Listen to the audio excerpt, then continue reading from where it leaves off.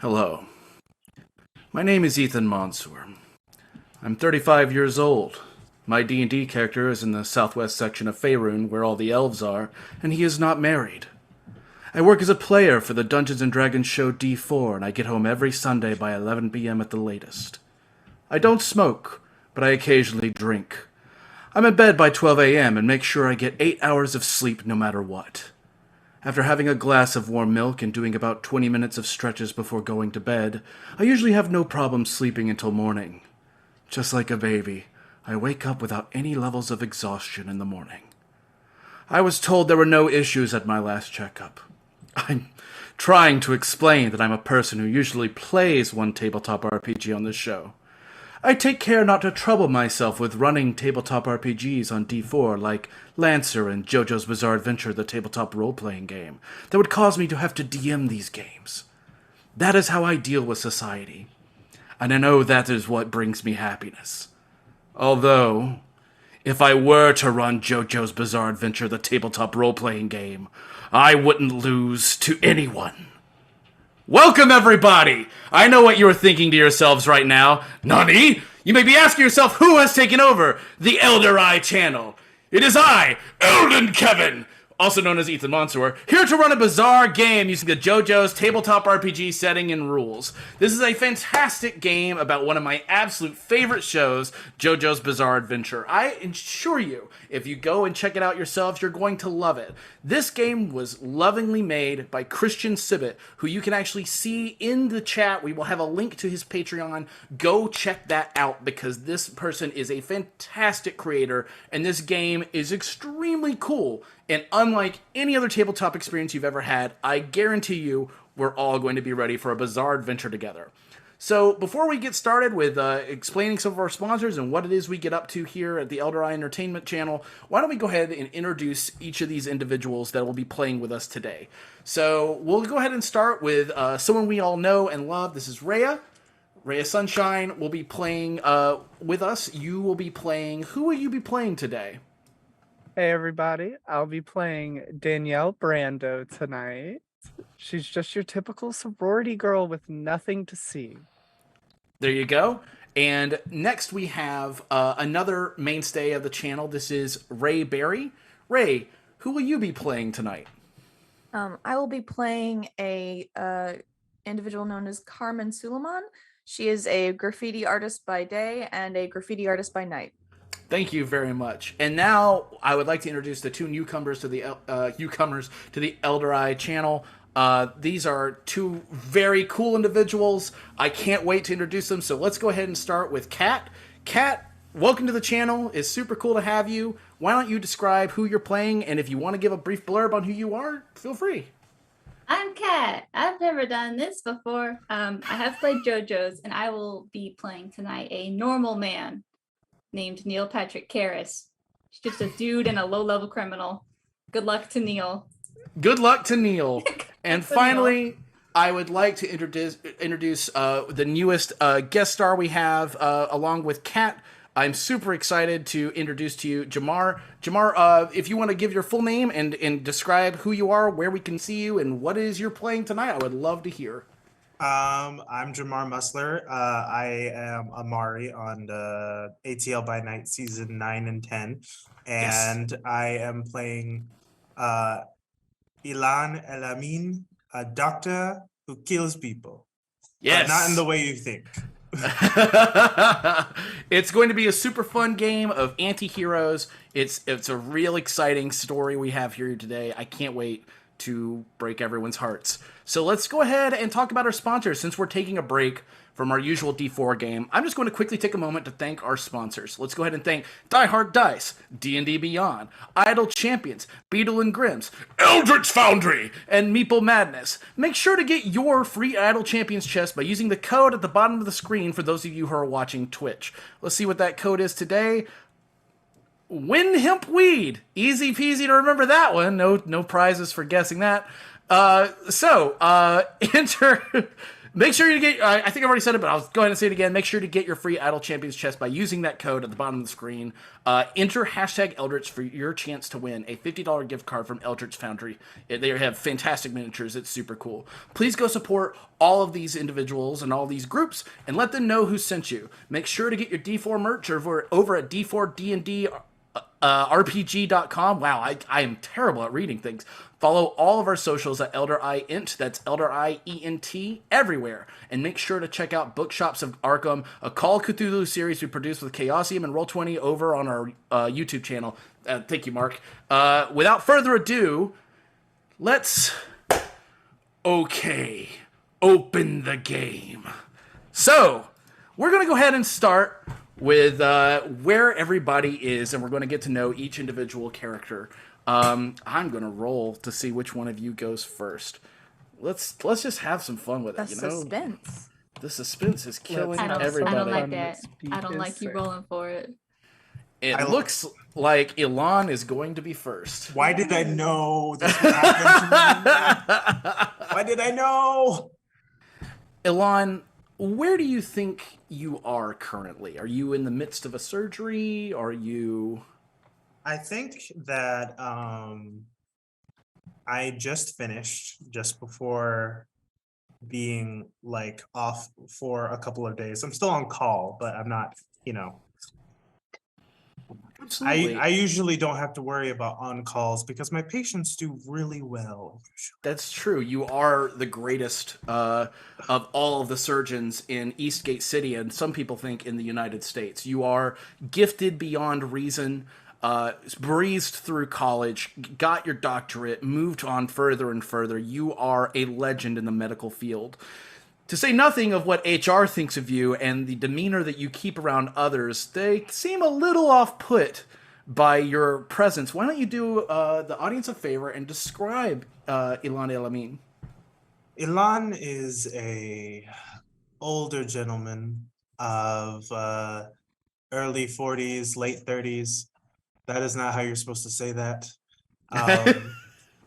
He has pale brown skin, not pale as in pale like a Caucasian individual, but pale as in they're distinctly brown, but there's a little bit less color in their skin than people are like used to for brown people. He hasn't seen the sun in a little while, and I think he prefers it that way. Dark circles with dark hair that's still fully there, no balding for him, but he is graying all over, and he has just a good amount of scruff, and it bunches near his chin and his mouth, not unlike what I have right here, but like better. Well, I think you look great. So let's say you've gotten off work at Eastgate at the Eastgate Hospital. You are currently making your way through the streets of Eastgate. Eastgate City is one of the largest cities in the United States. It's enormous, and it's only getting bigger every day. Something you can't help but notice as you are currently moving through the streets is that you can see the newest addition to the city, no matter where you stand in the city. An enormous, absolutely looming, dark, basically tinted glass skyscraper for Leviathan Multinational. They attempted very early on when they came into the city to buy you off, but something about them set you a little uncomfortable. You're not exactly sure what it was they were after from you, but you do know that the rude nature in which they tried to hire you made you unhappy. It is truly a tragedy that the person who interviewed you died in a car crash just a day later. Nobody's entirely certain why or how, but as you're continuing moving down this street where the neon lights kind of flashing over you as you walk through the masses of people, you eventually are bumped into by somebody who just, excuse me, and you kind of take a look around. What do you do as this guy bumps into you? He's kind of a average-sized guy. He's not dressed in any particular way. You can clearly see him as he's walking away from you. I want to check if he's can I check if he's like a undercover agent? And by check I mean like, is he packing a gun. Sure. Am I missing anything out of my pockets? Sure, you can make a brains roll. Roll a 1d6 plus your brains, plus any traits. So I don't think any traits apply here, so it'll just No. be a straight up brains roll. So 1d6. Mm-hmm. That's it, right? Or plus 1d6 plus 5. Oh, I knew that. I'm very smart. No, you're all good. 9. Oh yeah. Okay, so yes. I roll for take sus. You take a look at this sus individual. You, with your extremely keen mind and your absolute talent for being able to pick out details, you can see there is a bump under his coat. But as you take a closer look, you can see that it's not a gun, but a camera. And he does not appear to be evil or having a nefarious means about him. You get a strong feeling that this is not a bad person, but you notice after they leave that you have a note in your hand. And they have, instead of stealing something from you, it appears they have reverse pickpocketed you and put something in your hand. It's folded up and it has a note. And it says, "For the surgeon," in very scratchy handwriting. I bring my spores back because I planted them on him. Absolutely. As you breathe in your spores of your stand. What is your stand's name? My stand is the Hounds of Love. For those of you, those who can see at the moment, it is kind of just a skeleton rib cage with arms as kind of like scanning.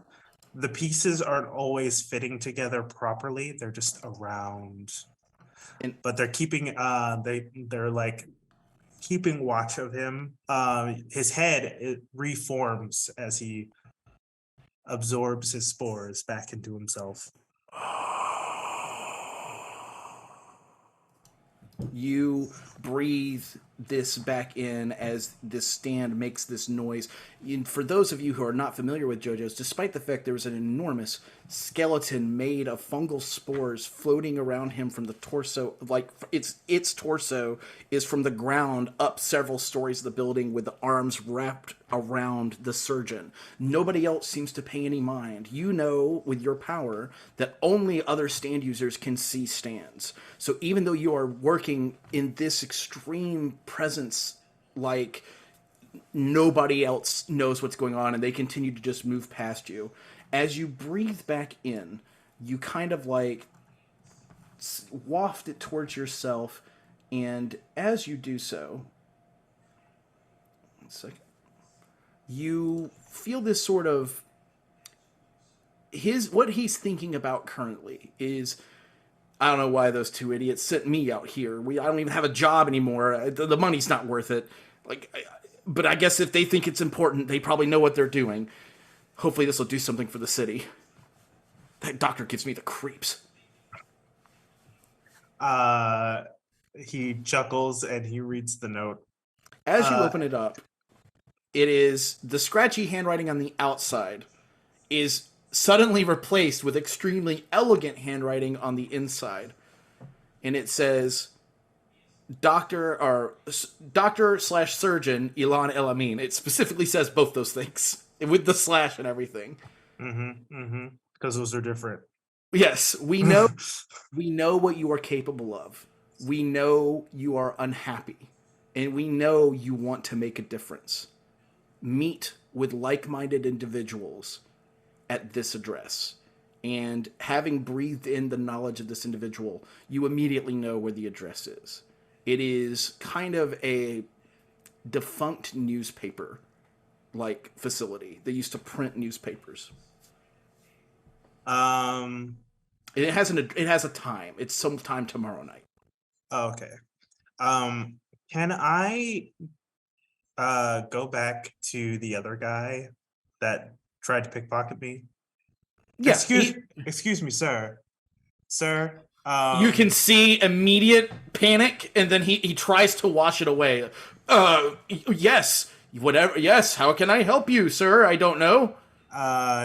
You dropped this, and he hands him like $100, like $100 bill, and I'm gonna spore him again. Okay. And I'm gonna just have them hang out there. All right. He takes it. And then I was like, "You have a good day now." Yeah. You can still read his thoughts right now, and he is basically like, wow, this guy really is nice. Maybe he can save the city. This is the guy. They knew what they were talking about. This is who we can trust. And he takes the money and he folds it up, and you sense a strong sense of hope coming from you, along with a much stronger sense of fear, because he still has no idea how you knew.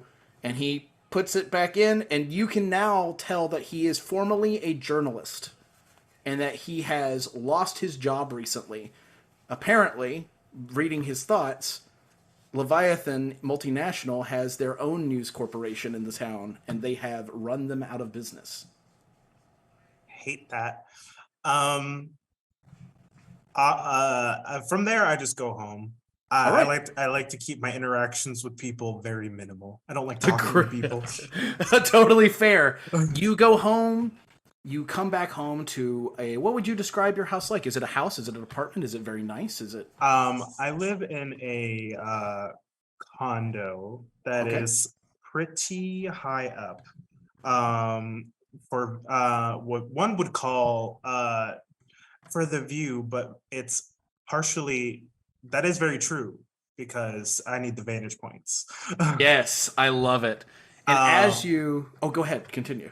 Oh yeah, look, interior decorating. A gay man has to describe a house. Get it. It is cozy on the inside. Most condos are usually like sparse with minimalistic decor, lots of weirdly homoerotic paintings. That is only partially true, mostly about the paintings. There's a lot of he has like a specially made like cabinet. Like if anyone knows this building, he knows that nothing inside this condo was from construction. Like he bought it and went, okay, fix everything. I love it. Oh my god, I love it.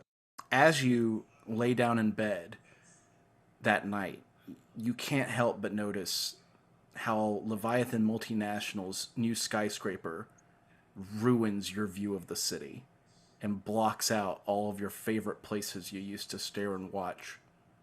Because even you have small things you enjoy, and this is just one more small thing they've taken from you. And from there, we will cut.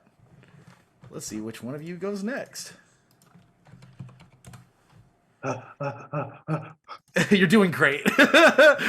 Carmen, what are you doing this evening? Oh, this evening. Well, since it's the evening, that would mean she's scouting out a place to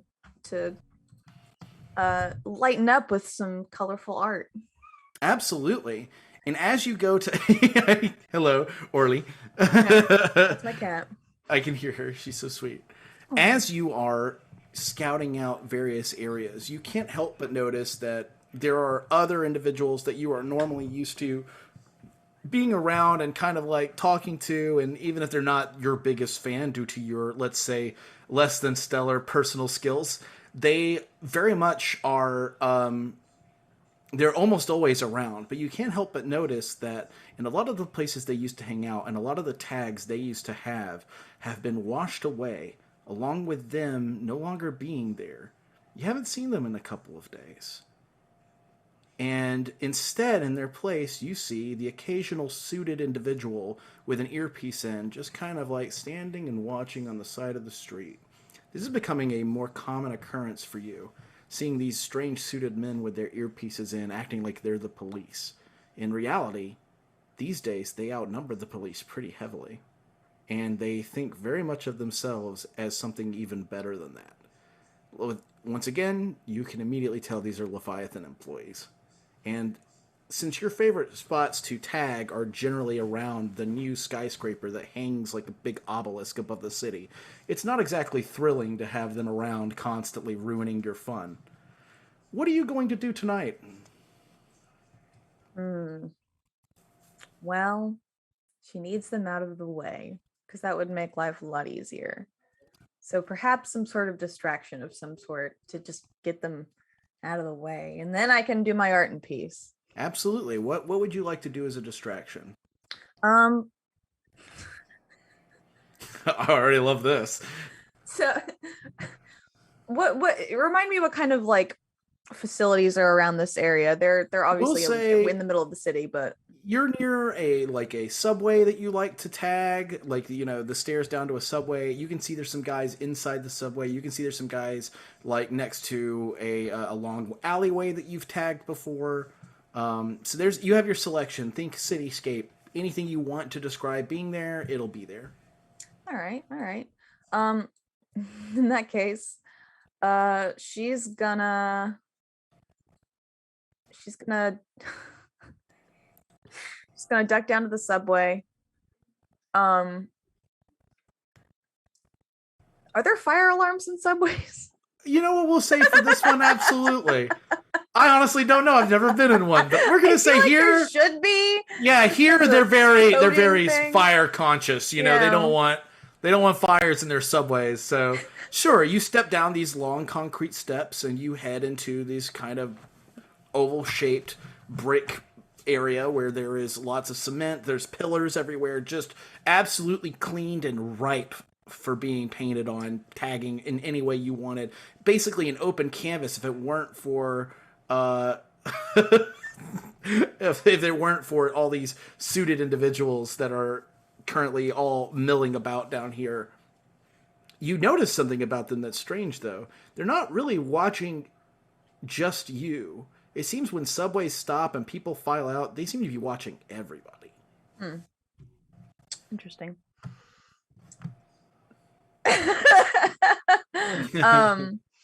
Carmen will how heavy is the traffic right now? How heavy would you like it to be? Not.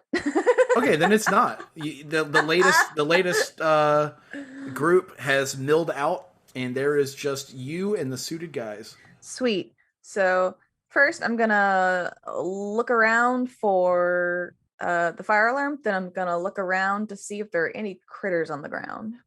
Like bugs or something? Yeah. Yeah, there's some cockroaches and Okay. She's gonna, and she's you know, the city she's in, she's a city girl, she doesn't care. She's probably killed one with her hand at this point. She's gonna scoop one up and put it in her pocket. Okay. You scoop it up, it wriggles in your hand as you push it into the pocket. That's okay, buddy. You'll be fine. It'll be over in a bit. And she And, will. You see the fire alarm red and blaring on the wall, easy to see. All right, so she's going to kind of cup the bug in her hand, so it's like not moving, but it can't really, you know, skitter out. And she's going to look at the fire alarm. She's going to look around, make sure anyone can't see. And she's going to pull the fire alarm, and then immediately, Hardest of Hearts is going to manifest over her, which is a wearable stand that looks like it's got very sleek black armor from head to toe, and it looks like some sort of maybe sort of Egyptian-esque motif with like harpy wings out. It's a very bird-like type armor, but it covers like even her face. It's like a very stony kind of face. It does allow you to fly, does it not? Or does it not? Not fly per se, but we'll get to that. When I trade weights with the cockroach, I then drop the cockroach that weighs as much as a nearing 30-year-old woman and skid her up the wall before anyone can see me. You see these guys kind of look around and try to determine what's going on. A couple of them like go walking over to check on the actual fire alarm, and as they do, one of them trips on the cockroach, who weighs over 100 pounds. And when they do, he just trips and falls on it, and you would think the cockroach would be dead.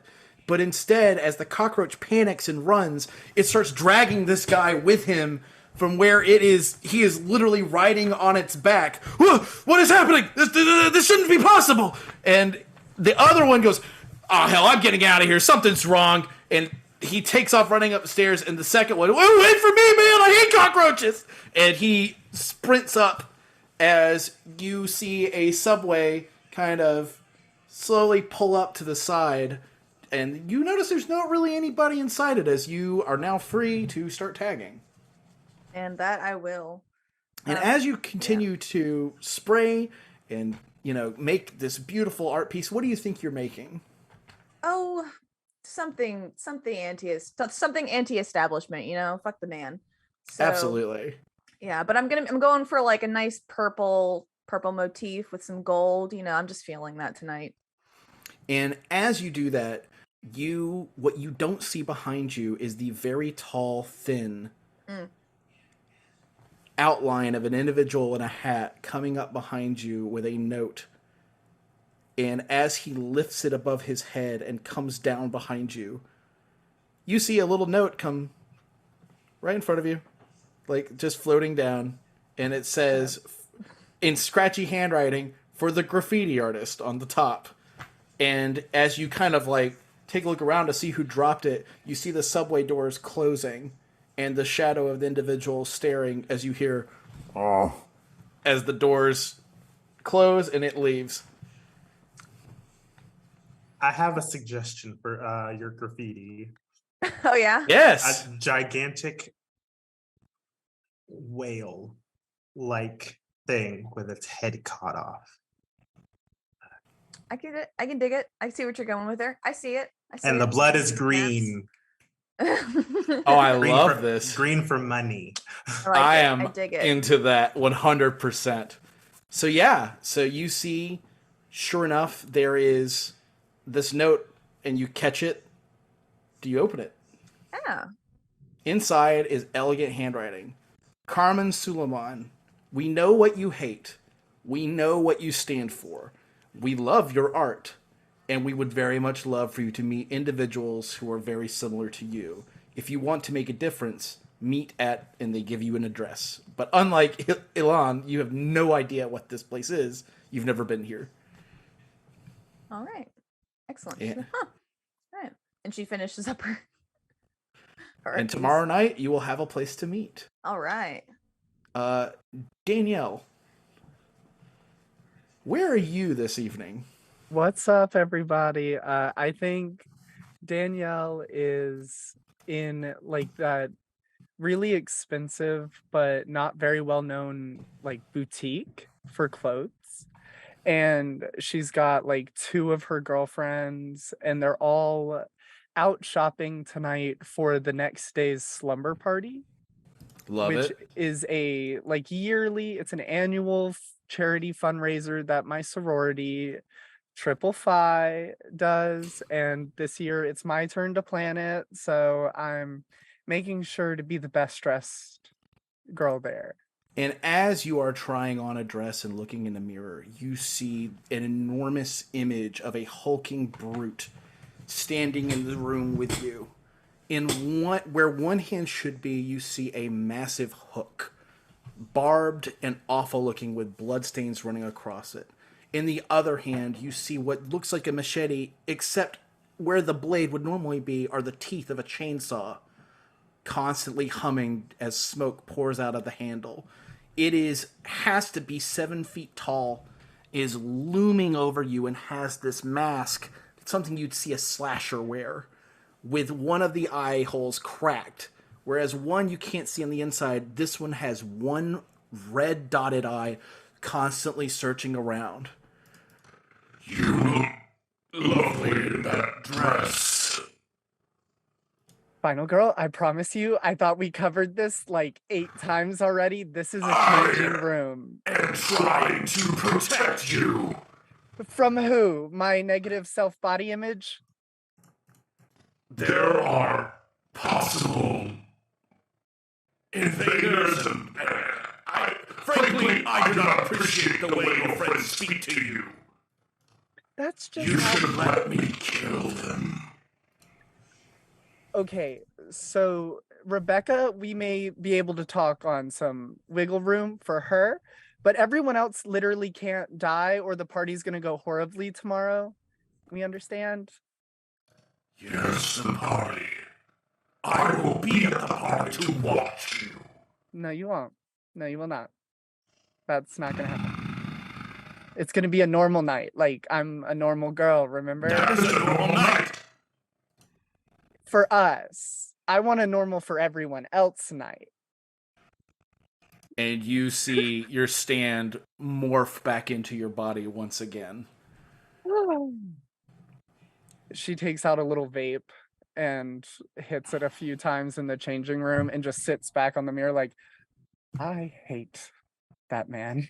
And over the wall of where you're leaning, you see a paper ball just kind of you in the head. I think she screams. And she And immediately, Final Girl is back out, chainsaw revved, looking around. And you notice that everybody does not seem to notice the chainsaw revving noises, as you would know that only stand users can hear the sort of things that stands do. if they can hear it, they're an issue. And she's gonna, after screaming, grab the piece of paper and throw open the door to see if she sees who's running away. Half dressed. You do. You see what looks like a guy in like a overly, like, if you were thinking about the quintessential, like, I'm in a tan trench coat with the fedora on and I'm trying not to be noticed, but it's making me more noticeable. It is that. And he is running. Is he still in the changing room, like, sectioned off area where it's kind of private? He is actually moving into, you can just see him going into a more private area, into like one of the hallways leading towards an exit. Perfect. Does he look back at me? No. Motherfucker. You know, he does, I mean, he does on the way, but he's not looking at you by the time he rounds the corner. So you have, gotcha. Yeah, he's like glanced back and like, oh shit. Do I have a moment? Oh, yes. Okay. So, she just whispers, fine, and expects Final Girl to activate. And you are 5 feet behind him. And As she's gonna, just for the viewers back home, she teleports 5 feet behind him as soon as he's not looking. and she's gonna reach out and like grab onto his coat. Ah! Why are you screaming? I don't know. I honestly don't know. And although you aren't able to tell, this is the same individual who had been with Ilan. You notice $100 bill float out of his jacket. Oh, thank you. That's That's so sweet of you for throwing paper at me. Well, I didn't throw that paper. That could have been anybody. It could have. So was this a prank, or was what is this? Does this have cyanide in it? Are you trying to kill me right now? No. I'm not trying to kill anybody. I'm not even employed. What? Why? I used to be a journalist. Don't hurt me. They That's a told me you little- were dangerous.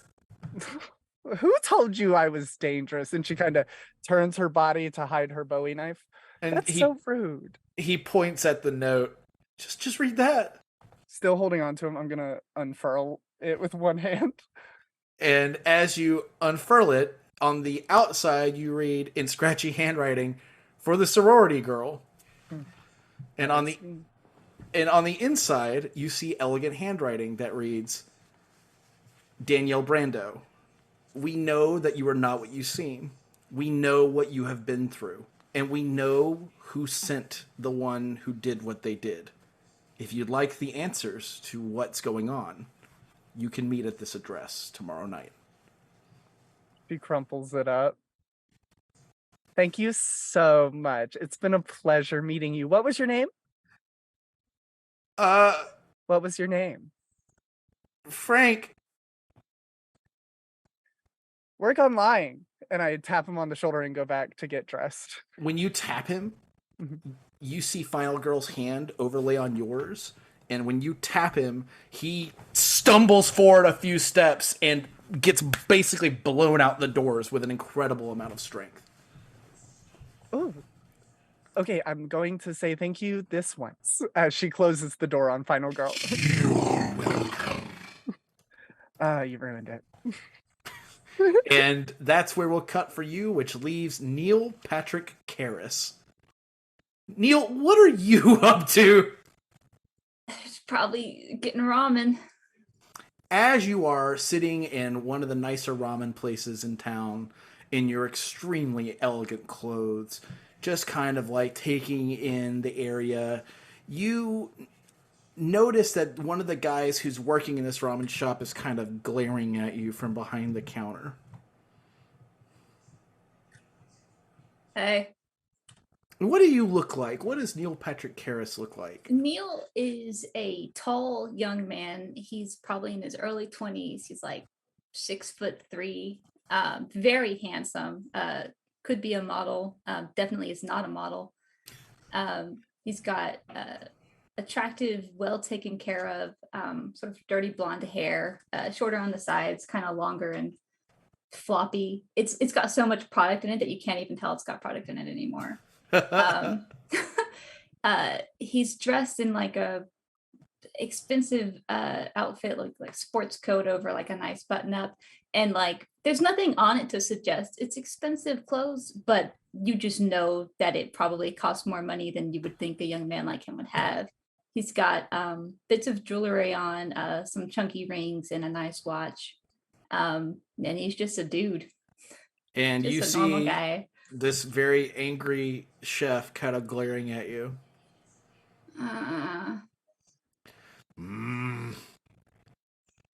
Did I do something? Did you not read the door on the way in? And he points to the dog beside you. No dogs allowed. Oh, how did this get here? And please describe your pet. The dog beside him is maybe somewhere between 40 and 50 pounds, and somewhere on the scale between like Akita and Husky. She's kind of like a light dusty brown color. She's got very keen eyes and pointy little ears. And her dusty brown color fades to more of a white down by her feet and on her chest. She's got a dense coat, and her tail kind of curls over her back, and she's not happy. Not one bit happy. Him and the dog are glaring at each other. What is this mutt's name? All right, well, that's a little rude to call her a mutt right off the bat. It's a little rude to bring a dog into my establishment. What am I supposed to do? Leave her outside where any stranger can try to take her? And then there's plenty of food carts on the way here. You want me to leave her with a food cart? What? No, I don't want you to leave her with a food cart, you idiot. Why did you say that? You could have eaten at a food cart where they let you bring dogs. You don't want my money at your ramen shop? I want you to obey the rules. It's written on the door. Oh, well, I'll read the door next time. She's already in here now. She's not going to cause trouble as long as you stay over there. He stares down at the dog. What is she doing? Staring. Just watching. He looks back up and he's like, fine.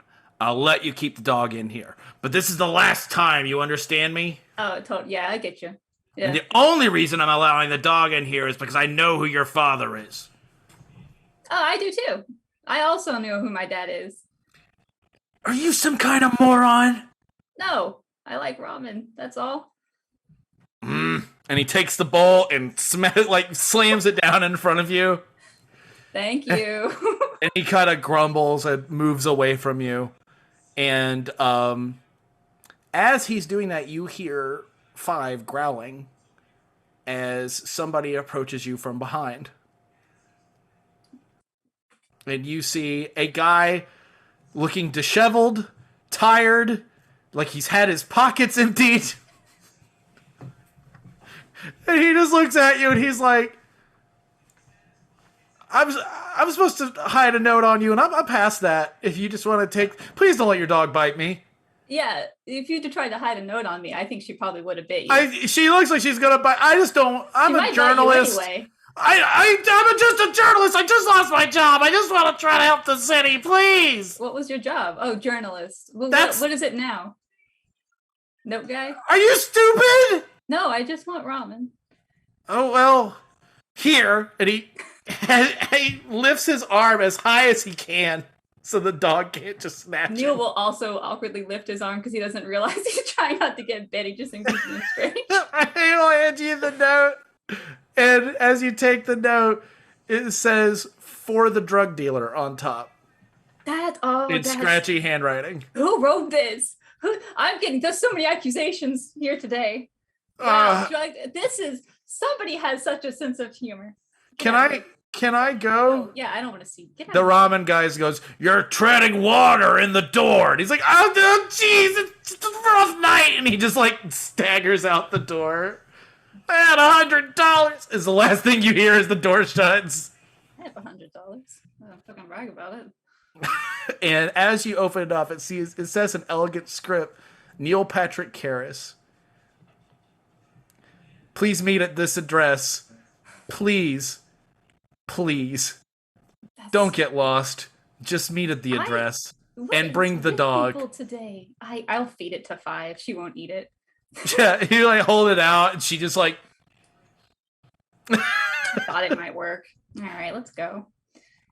And as you all head home, Neil, you are kind of... You see some Leviathan employees that kind of bother you. And they stand in the places that you usually like to work. It's like a lot of work is drying up for you. For Danielle, you notice that some of your favorite ways to some of your favorite stores, you have to move around them now because Leviathan employees are constantly just in your path making a problem for you, asking you a bunch of questions. They don't.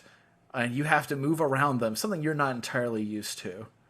And eventually, all of you come to the next night where around 8 p.m., you are going to be meeting in an old rundown newspaper factory. One of the old ones that used to exist before phones basically replaced the newspaper, more or less. And certainly in Leviathan, in Eastgate, Leviathan has replaced any physical newspapers that previously existed here. You expected something bigger and nicer. This is crappy and small. And all 4 of you kind of meet out at the front door. Oh, yes. I do not meet them. Not immediately per se. Is there is this a forested city? I live in Atlanta where there's trees everywhere, but I don't know how city this city is. This is kind of a New York style city, but if you want to be like on the edge of a park, that's a-okay. Okay. I just want to be like a dark place, not far from the location, but not immediately there. Absolutely. That is not a problem in the slightest. Because I will have Mr. Lost his $100 go for me. Absolutely. And we will get to that. So the 3 of you meet at the front door as a man in a tan trench coat who has not changed and looks very tired kind of like steps forward. Frank. You guys can see a small cloud around his face at points. Neil is also wearing a tan trench coat, but his is just so much nicer than this guy's. And he kind of points at him. Hey, you stole my outfit idea. I haven't changed. Shit. I think Danielle, since it's the next night, the night of the slumber party, you see that she comes walking up in like really nice running tennis shoes and is wearing a tan, not trench coat, but like a fleece top with like matching pajama bottoms that have like hot chocolate with marshmallows in them, and her shirt says hotter than cocoa, kind of like this does. Yes. On it. And she walks up and is like, "Oh, hey, Frank." Hey. Carmen is there in a black leather jacket with a black shirt and black pants with some black boots. Like, sup? Well, good. We all made it. Now we can go inside. Are you the dude that gave me the note? No. He gave me my note. Yeah. What were you doing? Have you been giving out notes all day? I wasn't supposed to. I didn't see who gave me mine. They were. He's inside. Oh. Okay. Are you okay? Yes. He seems much more adamant that he's fine. Yes, I am okay. How are we supposed to like trust this? I will go first. And he immediately kind of lurches forward. You see an arm awkwardly shift back, pull at the door, and swing it open. And inside, you see two individuals. They are very unique looking, and you immediately, Carmen, recognize the outline of the taller one. One of them is tall and is in a black suit with a bright red tie. And he has very sunken eyes with hair that stretches out of either side from under his hat in wide berths. The other individual is sort of, he's very short. I mean, short for short standards. This guy is probably 4'8", 4'7", very small, in a tan suit. He has a wide-brimmed tan fedora with a red trim with a matching red tie to his friend with a blue undershirt, and he has a dark brown vest. And he clearly has a piece of paper with scratchy writing that matches each of your notes shoved into his hat that reads press. And he's just got this big grin on his face. And he's like, Midler, it looks like they're here. And the taller one goes, Yeah, we are. Who Uh-huh. would you be? quickly, come inside. Oh Where's my the, God. Oh my god. he looks over at you guys, seemingly confused as to why everyone is acting so strangely. You've got quite the personality, Bucko. And he leans over and he's like, well, you have to be when you're the greatest journalist who's ever lived. M. Carey, pleasure to meet you.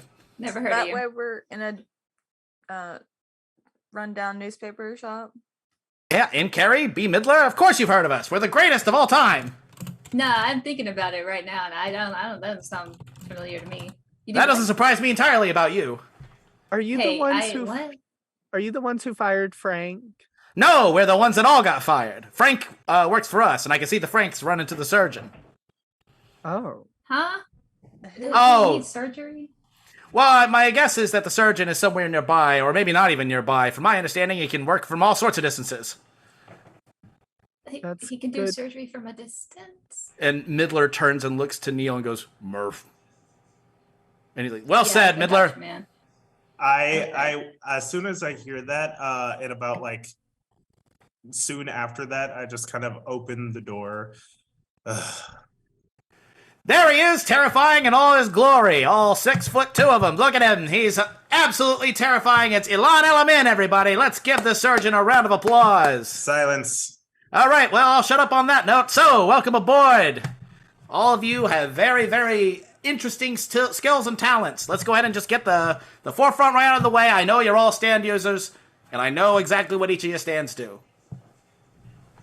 Great. Like that. The spores That's come cool. back, and I breathe them, and I'm like, I have no idea what you're talking about. He kind of, you see Frank just kind of topple over and like, oh my god, I just want a nap. And he just falls asleep right on the spot. Damn. Dude, He's that a- day. I'm jealous. He's exhausted, but he'll feel better in the morning. Well, I'm so sorry that we have to meet under these circumstances, but time is limited, and frankly, all of my intel gathering with me and my partner Midler, it's been pretty difficult. So, unfortunately, we need to work quickly and quietly and safely. But we don't do that last one so good, and neither do any of you, so here we are. Right. How do you know so much about specifically me, I think? Oh, how do I know so much about each and every single one of you? Hmm. Let's just say Yeah. that a journalist never reveals his secrets. That. Hmm. I have heard that before. I've heard people say that. Magicians too, but mostly journalists. Mm. Oh, I had that. Yeah. Oh, Cool. So magicians. without, you know what? Let's just. So what are we here for? Well, we all know what we're here for. We're here for Leviathan, aren't we? Multinational. Very dangerous position that place is in. It's caused problems for everybody. It's ruined my business. It's ruined this city. It's put a big old block on the sun according to where you're standing. And frankly, it screwed every single one of you, hasn't it? Maybe. Yeah, but them Indeed. and every other corporation on this godforsaken planet. Midler, give him the scoop. Seconded. Scoop of what? There you have it. Now you are all caught up. You're gonna have to translate that for me, buddy. Oh, well, I admit he has a bit of a weird accent. Okay, let me go ahead and explain to each of you exactly what's going on. Leviathan Multinational is not exactly just a corporation. They're a bit more dangerous than that.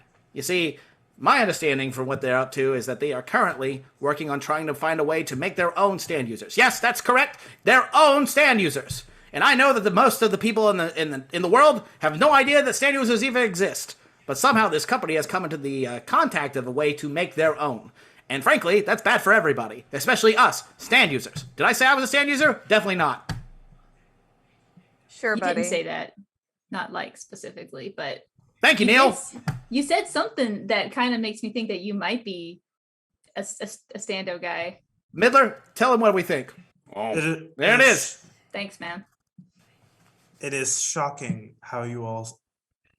Actually, it's not shocking how you all lost your jobs. Well, what can we say? Some people say we're a tabloid. Some people say we just chase stories that will make big numbers. Some people say we don't actually tell anybody the news. But we do tell people the news. We're the only ones telling the news. And frankly, we're the only people that you should be listening to. And if more people had listened to us, maybe we'd still have a website. Website. Right. So I would love to hear this elaborate plan on taking down a multi-something alien corporation. Well, normally that would be virtually impossible. But for the likes of you four, very powerful stand users, and myself and Midler, definitely not stand users, I'm sure that all of us can work together to try to find some sort of way to stop them. We can only stop them one bit at a time. You see, they're a giant elephant. We are a tiny mosquito. An elephant can't swat a mosquito. It's scientifically impossible. You zip around and sting and sting and sting, and it can't do shit about it. It's too big. It has to work on your level. And when it has to work on your level, that's when you strike. Sting like a mosquito, fly like a mosquito. I should have thought that one through. Mosquitoes fly terribly, What's the thing that flies good? A yellow jacket. Sure. I don't think That that's works. better. I mean, Well- it's better than mosquitoes, so that's. They all. strike once and I'm then no they die. entomologist, but Well, I can't say that I'm an entomologist. What I can say is that I appreciate justice. And I think every single one of you appreciates justice just as much as I do. See? Justice. Oh, Sometimes a little, but most of the time, no. But you do have problems doing your job, don't you? Maybe. And you have problems with your whole surgery thing, don't you? No. Well, you have problems with Leviathan coming after you, don't you? I assure you, since you turned them down, they are not going to stop. I figured. They like to prowl around the hospital, but it's nothing I can't handle. Not yet. Eventually, they'll have stand users crawling around those places just as much as people. And then what will you do?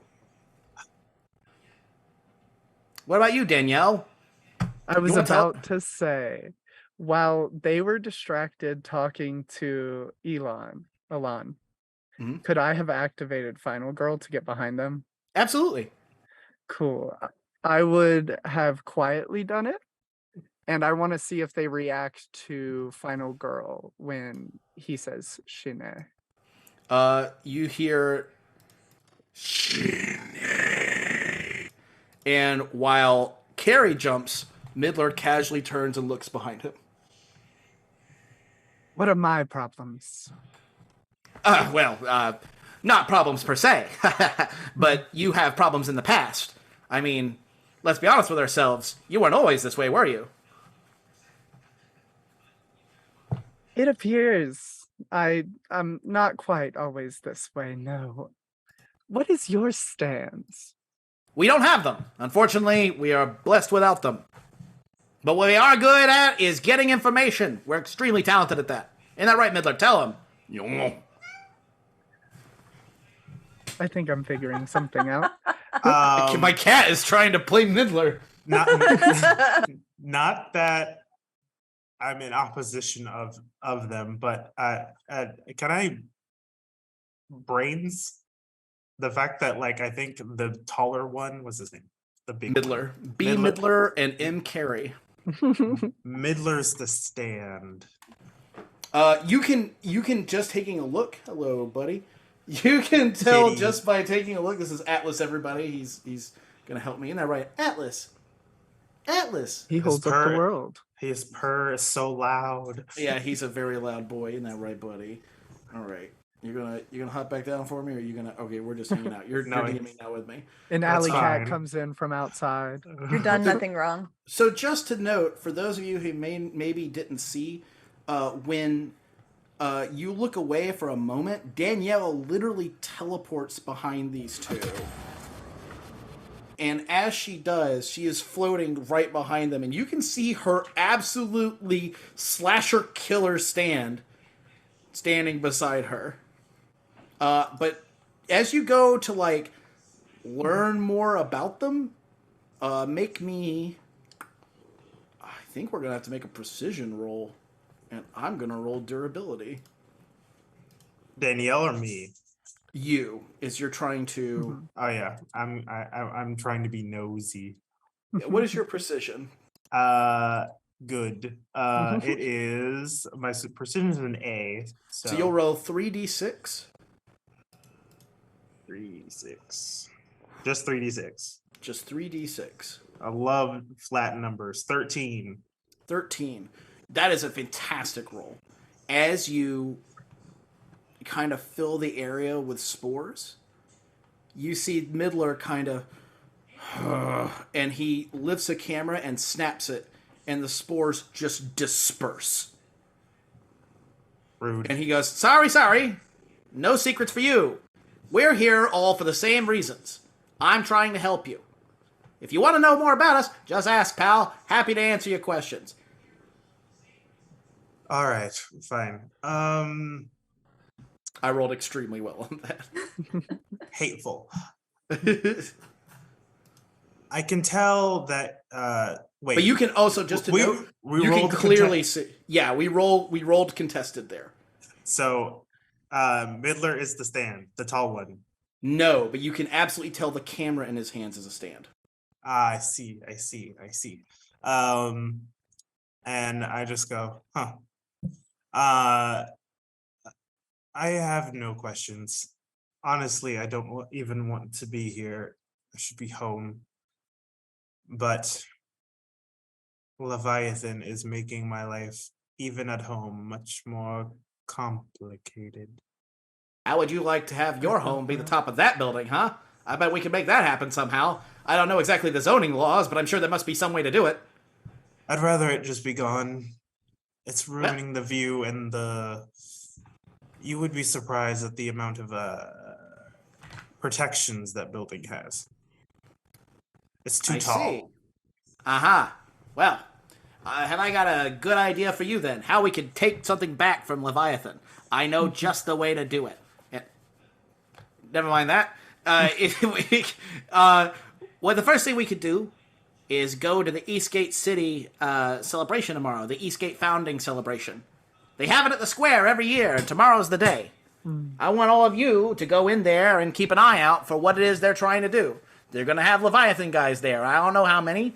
It might be just one. But I know that they're up to something. Well, that's lucky. I already planned on going. My sorority is doing a whole booth thing. Yeah. Wow. You have like a whole sorority. Oh man. You're a whole college student. Yeah. Do I not look young? Oh no, I was What's just going about to ask on? you what your skincare routine was, honestly. Oh, it's this whole thing. I can get it to you later. Excellent. Could Yeah, well- put me on that jet. Yeah, I think you could afford them. Yes, I could. That's supposed to mean. Well, you have this whole like incognito spy of the slums thing going on right now, and I really love it for you. Mm. We can work on that if you want. Yarf. Well said, Midler. Yeah. Is it just me, or is he just going to keep saying Narf? Worf. No, he's not Oh, saying don't, narf. don't He make fun said- of his he said speech work that impediment. You time. know, come on, man. Not a speech impediment. He just has a strange accent. Don't swear so much about it. Where's he from? Where's he from? What accent is that? He's from. So anyway, Oh, tomorrow. right, yeah, I've been there. We've all been. So tomorrow, I want all of you to go there. We'll be backing you up. We'll do everything we can from our side to give you intel, but frankly, we just don't think we're as good at it as Ilan is. That makes sense. That's fair. He seems good at stuff. I don't know him. So just show up and party until something maybe happens? Yeah, and keep your eyes open. Peeled, they say. That's what they always say, but that thing grosses me out, so I generally don't say that. Right. Speaking of, can I spore all three of them? I I want deets. On these three individuals, Yes, you would have to make contested rolls with all of them. that's fine. They All can right. know what I'm doing. I don't care. Sure.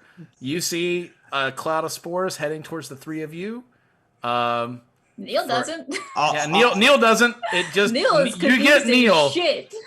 There's just like bones left for people who can see it, but the arms, the head, and there's obviously already no legs at the moment.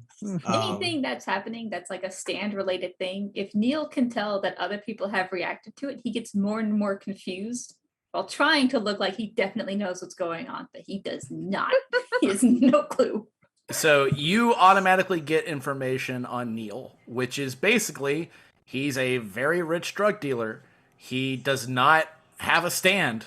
He is kind of dumb. What's your brain scores, Neil? I I think it's 1, isn't I it? think his brains is a 1. He's Oh my not God. like a complete moron. He's just very simple. And but what you do get that's juicy about him is that his dad is one of the most prominent criminals in the entire city. And like you get the feeling like messing with this kid would be extremely dangerous for you even with your powers. Lord knows I've tried. So for the others, you'll need to make a precision roll, and each of you will need to make durability rolls to try to resist what's happening to you. Okay, so Ooh. I'm gonna roll Danielle's first. Okay. That's 4, so probably not. And how many would I roll? Let me check. What's your durability? A. It'd be 3d6. Oh, work. Please roll ones. Damn, those are not ones. They're 2 in a row, My cat is puking. Oh, but we call that 11 in the States. yeah. Okay, so I failed on Danielle, but I did succeed on Carmen. I got a 14. Yeah, I rolled a 4 for that one, but I got 17 against your 11. Okay. Damn. So, Carmen, he is going to learn some details about who you are. I'm only looking for probably couldn't get stand capabilities. I'm looking for names, possible health things, and what she's good at as a person, because to my knowledge, this is just a weird goth. Feel free to answer those questions, Carmen. Yeah, Carmen Suleiman, she's 28 years old, so she's, average weight, average height, but she smokes, so her lungs aren't great. I think we're talking GED. Mm-hmm. She kind of hangs out with that crew. Very, very urban life, urban settling. I mean, she does have a place. It's not great, but she's simple living. As you send the spores towards Danielle, you see that 7-foot-tall monster slam the machete between you and her and lean down into your face. And this dude is dead serious and he just looks at you, and with that slasher mask covering his face so you cannot see you just see the one eye jerking around looking over you, and he just goes, No. and just leans back. And he's just like, I respect that. Now get out of my face. And then he turns to Carmen and says, you should stop smoking, though. Your Okay, lungs I'll are... get right on that. What is happening? Why are you What is here? I don't know. Are you looking to buy or? No, I don't want Wait. your... I barely like you, but Oh shit. What are we that'll buying? change. You'll Thought learn I to love me. recognized you. Okay. Yeah, maybe so. I'm out there. I work hard. So I no, would you- just- no, you don't. yes, it's I walk all day. All day I'm walking around. I'll show you on my. He'll pull up like his watch that like Frank tracks his works steps, harder and than it's you do. impressive how much he's walked around the city. It is a considerable amount. Go ahead, Danielle. What were you saying? Oh, Danielle just says, I just want to air out the room and let everyone know that this older gentleman just tried to blow something at us. Yeah, Carmen, you can clearly see he blew something at you. You breathed it in, and then when you breathed out, it flew back into his brain. Like he breathed it in. It's given a little Cosby, if you ask me. Yeah, so what was that what was that ship? It Yeah. is- What are you doing? What is this? You know for a fact Neil cannot tell what's going on. He doesn't I- say anything for now. I will say this once. I am very good at finding information about people. I know that you've been smoking since 15, and a half. and that you should probably move out of your apartment, because I'm pretty sure your apartment owner is about to meet an untimely demise in a week. Oh, Um, great. Is this like some sort of And Oh, you are breathing the technique or? you are I think he's psychic. Yeah. Something. Superannuation. I saw a TV show like that. Do me. I tried. Your friend is very, very against the idea. I promise. She shoots a death glare at Final Girl. Like, What? you ruined this for me. I did not. You got in the way, didn't you? I was protecting you. You do not know what it is this individual can do. I Also do not know what this individual can do. That's enough for me. I can see well enough that you have some kind of large creature with you. That should be good enough. What? It What looks was strong. that? One more time. And he's just ignoring Neil. All right. Why? And then he turns to Neil. So you are an idiot who That's barely graduated. Psychics aren't supposed to be mean. I am not a psychic. I'm a doctor. Oh, shit. Well, That's what they all say. I don't think doctors are supposed to be mean either. I don't know. I've seen House. Yeah, True. me too. That's That's a a show. fair point. I went to the wait, nope, can't say that. That show's still on the air. Never mind. And the point is that you have a lot of connections, which I'm sure is good. But why exactly is there a dog here? You got something I against take my dogs? pet with me when I go places. This is my partner. Can I want to brains the dog before I try to like spore the dog. Sure, you can brains the dog. I just want to examine it with my eyes before I try to spore the dog and it tries to bite my throat. Yeah, the dog, without a brains roll, you know that dog would jump you in a heartbeat. Like, this Yeah. dog does not look pleasant. And knowing that your projection, you're in a close enough range that would be a problem if this dog jumped you. But go ahead and make a brains roll, and I'll tell you anything else you learn. Okay, so brains 1d6 is plus plus 5. 5.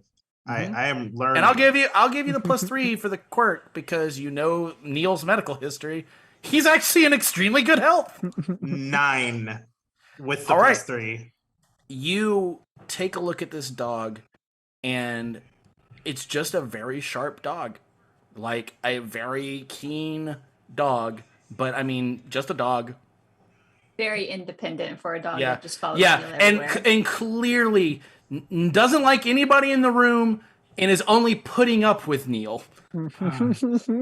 But you don't get any like special anything off the dog. The dog is just a dog. Interesting. Why do you hang out with this man? Does he feed you well? Hey, 5, you don't have to answer that. The dog just stares at you. It doesn't. It scratches an ear and growls a little because you're now looking it in the eye and talking to it. No, I'm looking at his nose. Okay, then she. What do you think she'd do? 5 would ignore him. Yeah, It's fine. I'm tired of this she's already. very aloof, and so immediately. Carrie looks to all of you and goes, well, I think we've all had our introductions now, and we've all gotten spored a little bit.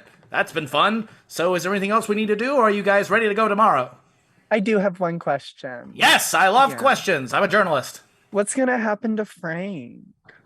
Oh, I guess he's going to take a nap, and hopefully we're going to find him another job. In the meantime, he's going to go get unemployment. He's going to collect. He's going to collect. Okay, will you let him know that I left this specifically for him? And it was me, Daniela, that left it? Absolutely. 100%. Cool, and I put it in his pocket. It's the $100 bill. Okay. Uh-huh. And is there anything else y'all want to do before we cut to the next day? I give Frank my card because he's got good work ethic. Yeah, he really does. This poor dude will do the job. I will find him a job.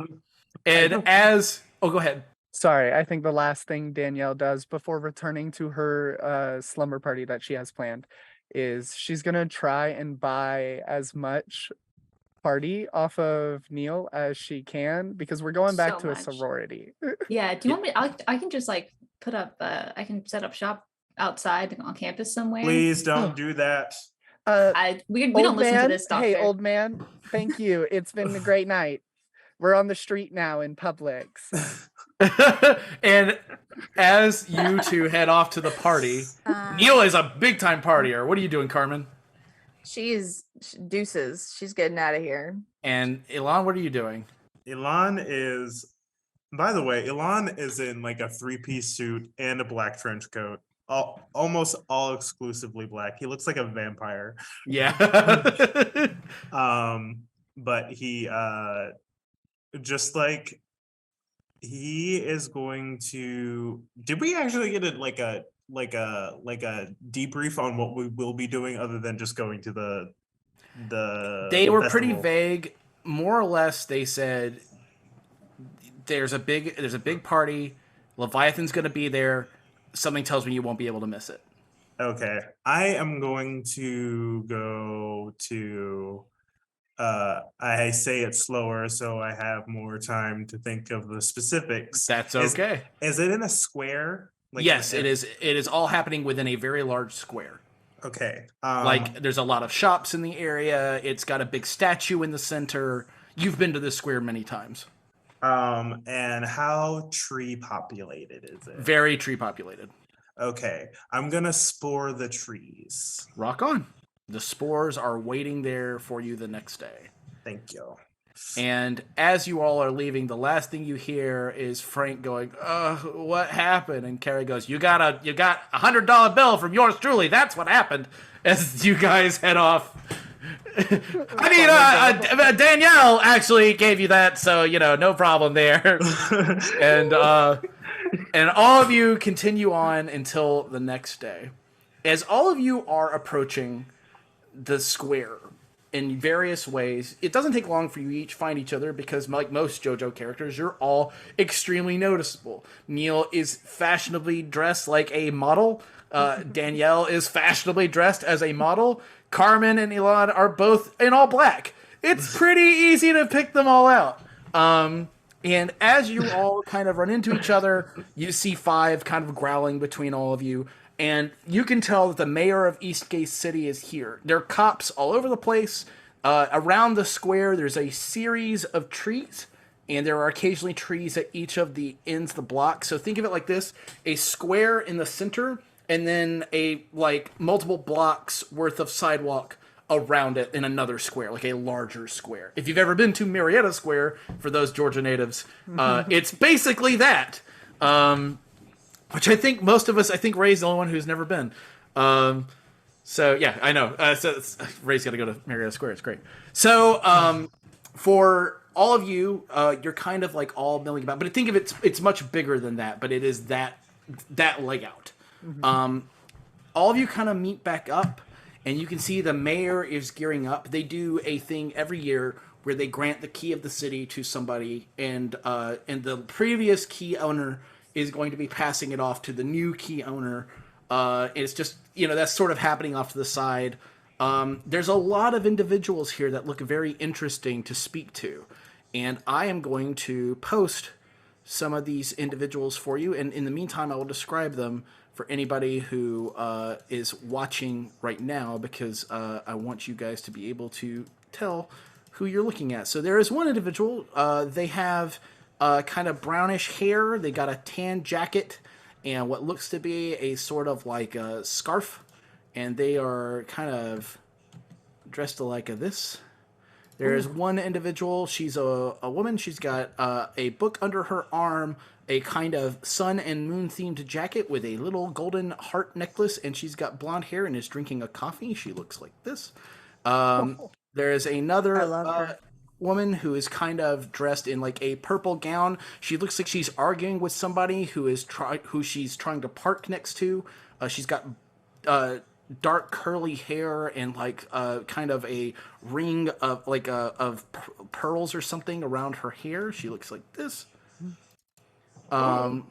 There is another woman who's wearing a crop top. She's kind of like muscular. She's got tattoos running down one arm. She's got messy brown hair.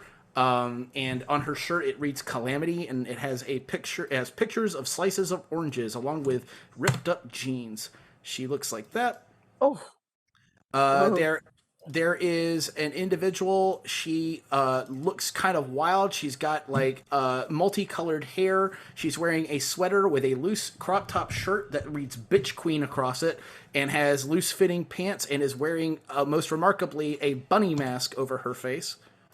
The Sapphics are winning. There is a business looking individual. He's a little bit overweight. He's got kind of an angry look on his face. He's watching the proceedings with the mayor very intently. He looks like this. He's got a kind of a red tie and slick back hair and a pair of glasses on. There's another larger gentleman who looks like he's the owner of one of the restaurants, standing out front trying to get people to come to his restaurant. He looks very unhappy about it. He has a pin above one ear. He's wearing a white button-up shirt, a tan jacket, kind of tannish pants that don't really match tremendously well, and he's got a bent cigarette in his mouth. He looks like this. And then there is a very friendly-looking dude sitting next to the fountain and the statue in the middle. He is smoking a cigarette, and he just looks like he's having a great time. He's got a very warm feel about him. He's this guy. He's got like a pair of circular sunglasses, kind of long brownish hair. He's wearing a Hawaiian shirt with a jacket over it. Just gives off a very cool vibe.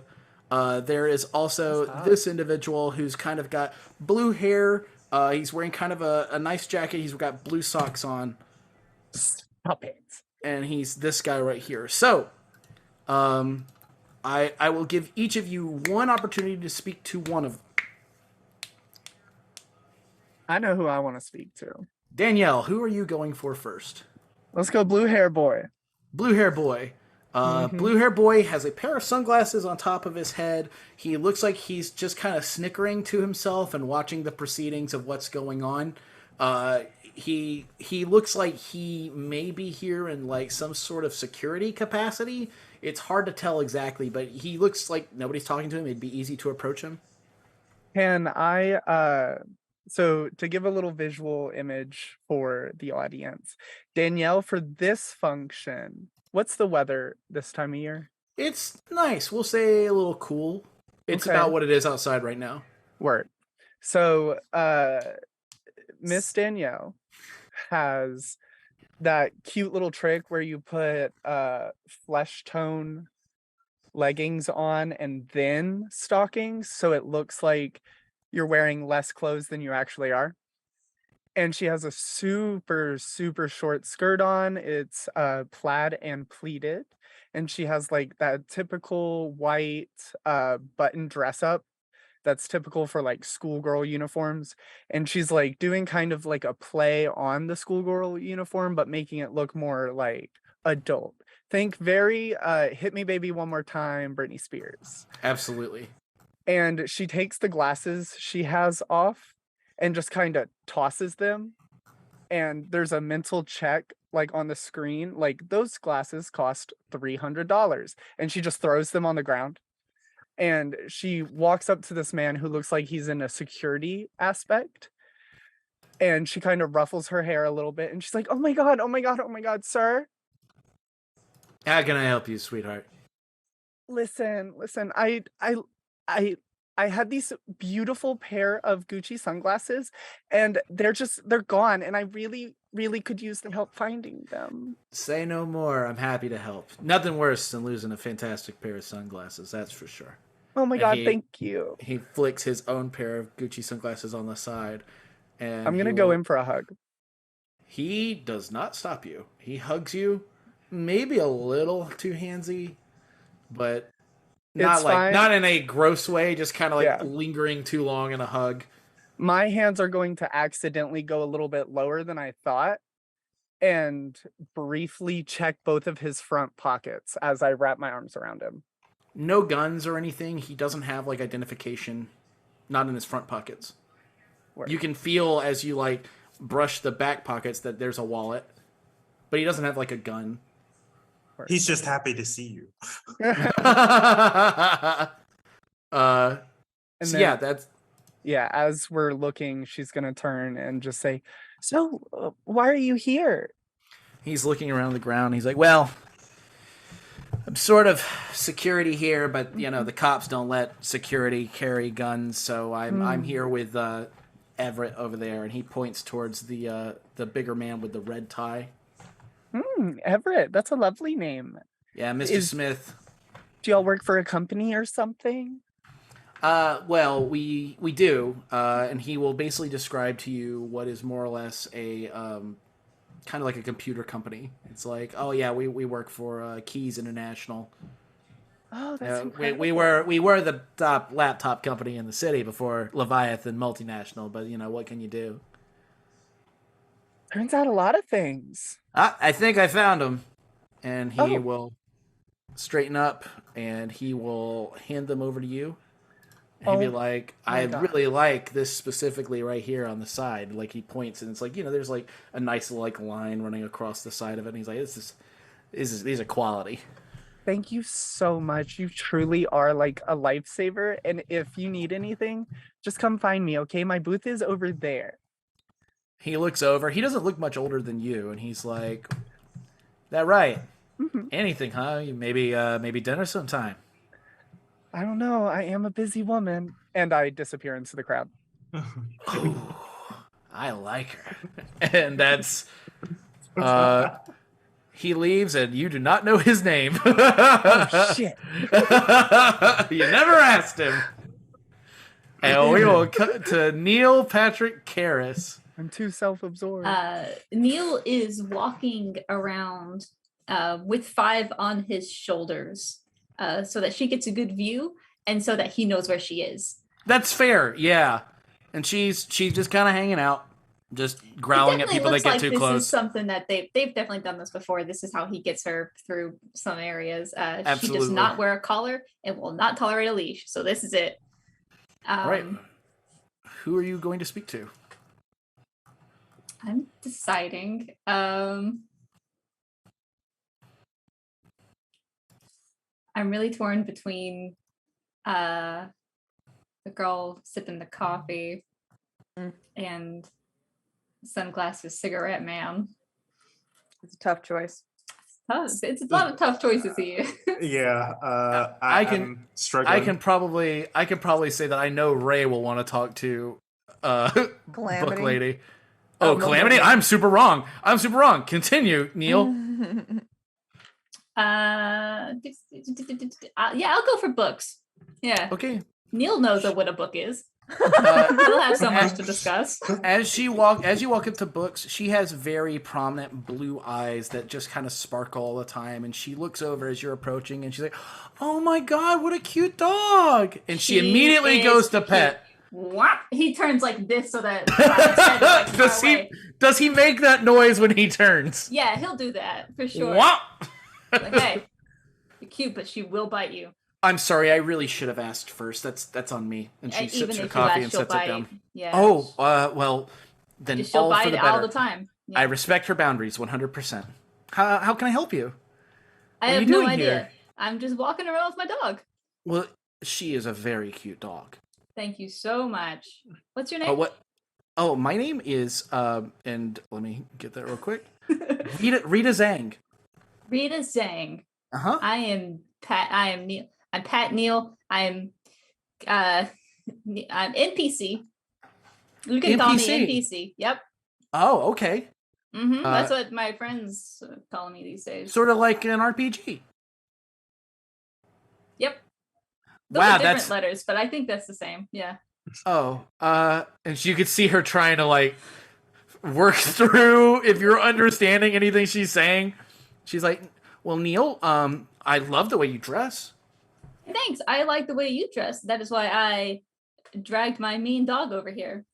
Oh. I don't know, man. Well, It's a big event. It is a big event. Are you interested in the history of the city? That's she lifts her book, and it's like basically a history of Eastgate City. That's sort of why I'm here. I'm actually doing a paper on this. I'm part of the college. I love that history on cities. It's got some history in it. Oh my god, I know, right? It's got a lot of history. I've heard about some of it, I think. That key is actually made from a stone they found here when they first founded the city. It's an just one rock that they found. They thought they'd make a. That's cool. Yeah, basically, and they handed off every. Is there like Can you just like how do you get the key? You know. Well, the mayor, basically the mayor gives it to somebody, and then they hold it for a year, and then it's more like they hold it. I think the mayor keeps it the whole time, but it's just kind of like a big honor. What do you think the chances are that I could get the key? Like, be honest. You're a handsome guy, and you seem like smart. I'm handsome and smart. Yeah, that's is that good for the key? Well, you do enough good works for the city, and that's generally how they give it out. Like this year, yeah, great chances for me. Then I think good chances for me. Part of the reason I was coming here is because this year they're giving it to my professor. What? Who? My professor, Professor Sticks. Professor Sticks. Yeah. From school, from the okay. He's done a lot of like scientific work on like the beaches in the area, and like he's big on starfish. And I've been to the beaches in the area. Yeah, they're great. See, there you go. So yeah, maybe one day it could be your key. Sure. Yeah, I think so. Yeah, if my dog doesn't bite the mayor, probably a pretty good chance I can get it.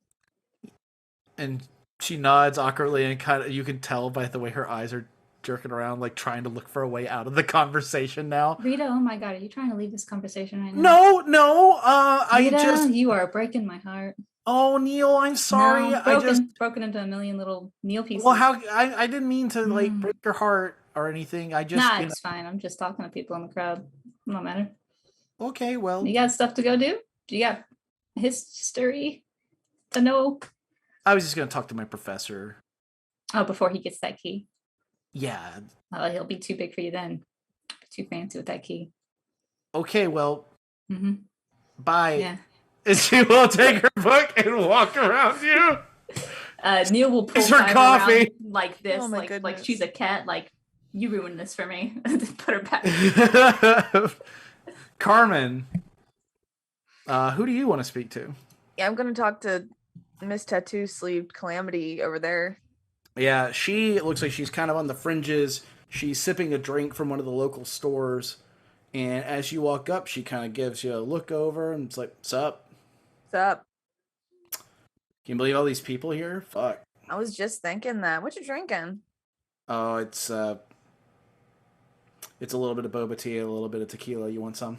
Oh, yes. And she will hand you it, and you can take a sip, and it's a lot more tequila than it is boba tea. She'll kind of like, oh, that's potent. That's how I get through these sort of things. Yeah, you not here on your own volition? No, my girlfriend wanted to take us. Oh, well, where is she? Oh, she's up there talking to her professor. Ah, you cute. Yeah, she's cute. She's a little kind of, softer. Yeah. Well, I mean, good on you to support her dreams or whatever. What's Oh, that it's whole- this key. Apparently, there's this key they give out every year. I'm not originally from Eastgate. Oh yeah, I'm gotcha. just Oh yeah, visiting. the key. It's super weird, super traditional. It's like, peer pressure from dead people, all that fun stuff. No kidding. And So, she'll hold yeah. out a hand. I'm Lily Henderson. Lily, I'm Carmen Suleiman. Carmen. I like that name. Thank you. I like Lily. Thank you. What is it that brings you here? Oh, just a group of friends here, hanging out, seeing the Cool. sights, watching Cool. the people, judging them a little. Yeah, me too. It's God, fun. look at that big guy. He looks so angry, and she points towards Everett. He's looking real pissed. Yeah, he didn't look none too pleased. Yeah, no kidding. Yeah. Well, Anyway, I might as well find them before they get too far dispersed. I know one of them's got an animal with them, so I'll catch you later, Lily. Yep. Catch you later. And she'll kind of take her drink back and, oh, it's good. And we will cut to Ilan. Who are you speaking to? Ilan laments having to speak to people. Does the hospital have a booth here? Sure, we can say yeah. Then I'm going to. I had to come here, and this is the only reason. Like, I would have been here outside of any normal day. They're like, you have to go to the festival thing, and I'm like, why do I have to go to the festival thing? And they're like, because you're the most renowned surgeon in the world, basically. And here you go. So I am like shaking a lot of hands, and I imagine that like this conversation is only initiated by pleasantries, but I want to talk to hot glasses guy with the cigarette. Absolutely. He is approaching you. He's just a chill guy. And he's like, "What's up, man? You're Ilan El-Amin. Awesome." And you are Me, I'm Barry Bunker. Yeah, like long time resident here. And he's Barry smoking a cigarette. Bunker. Aren't you a little young to be smoking? No, man, I look young for my age. I'm actually like, oh shit, I'm like 25. Ah.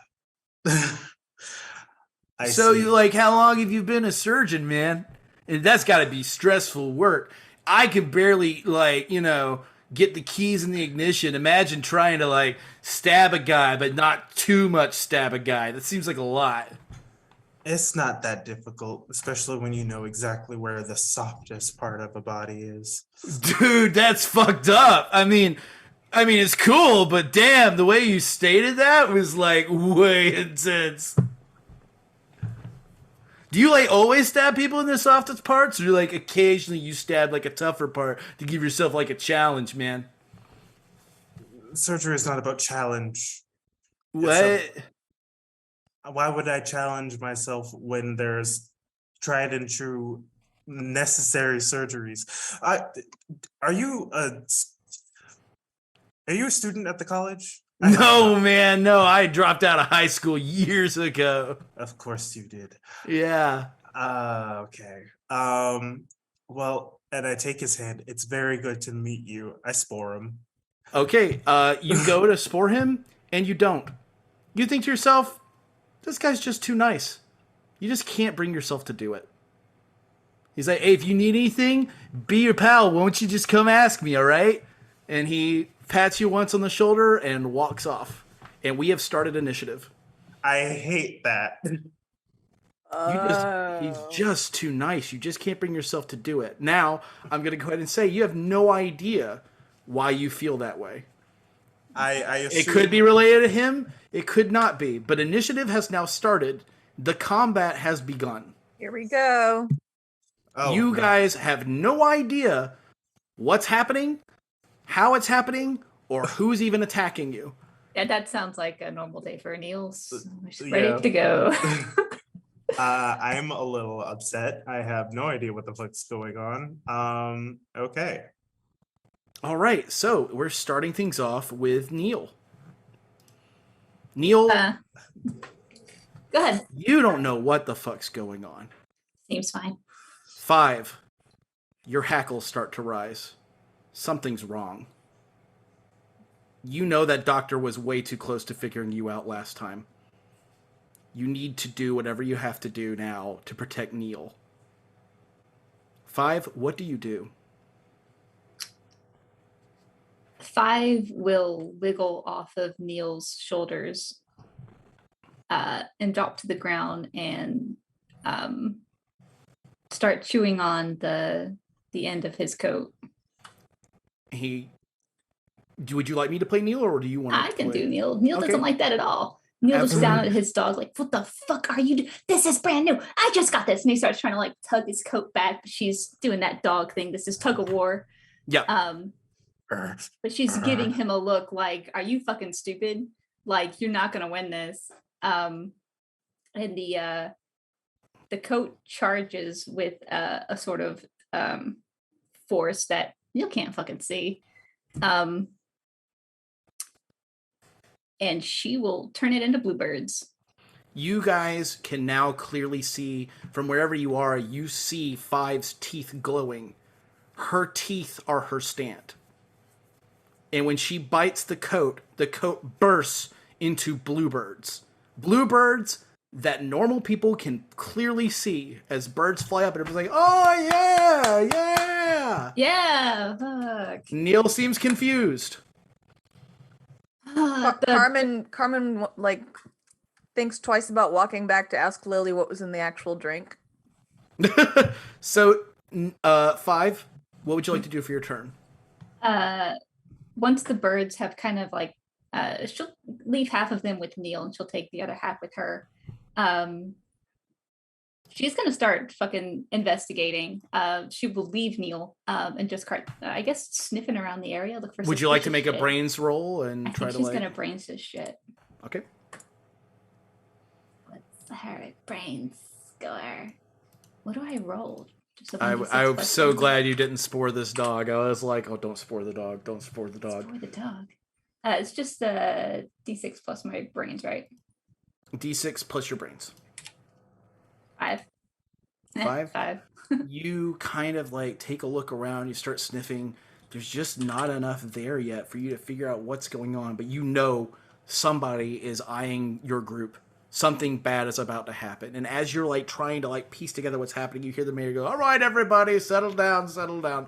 Welcome one and all to the Eastgate City Memorial Party. We're so happy to have you here for the foundation of this once great city and even greater city today. Thank you all so much for attending. As you all know, our previous recipient of the key is here. But first, let's talk about some of the history of the city. And we're going to cut, as your turn ends, to Carmen. Carmen, that sixth sense a stand user gets when something's slightly off. You don't know how you know, but there's an enemy stand user here. She kind of like looks left and right, keeps her hands in her pockets, in her jacket pockets, just kind of like slowly meandering with the crowd, but like trying to suss out what's going on. Oh, I'm sorry. One last thing. I almost forgot. 5. As you are sniffing around and trying to get a feel for what's going on, you notice something strange. You see one of the lines on the, like, basically like a like one of the street lines on the street slowly shift as if it has a mind of its own. You think it's a trick of the eyes at first, until as you're like watching it shift along the street very slowly, it eventually turns towards you and zooms up and just and it connects to your body.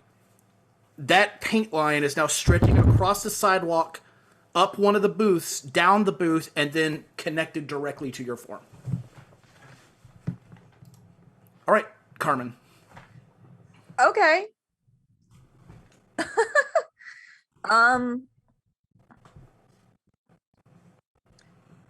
I want to do a visual scan of the Brains roll. crowd. Yeah, brains roll would probably be the right one.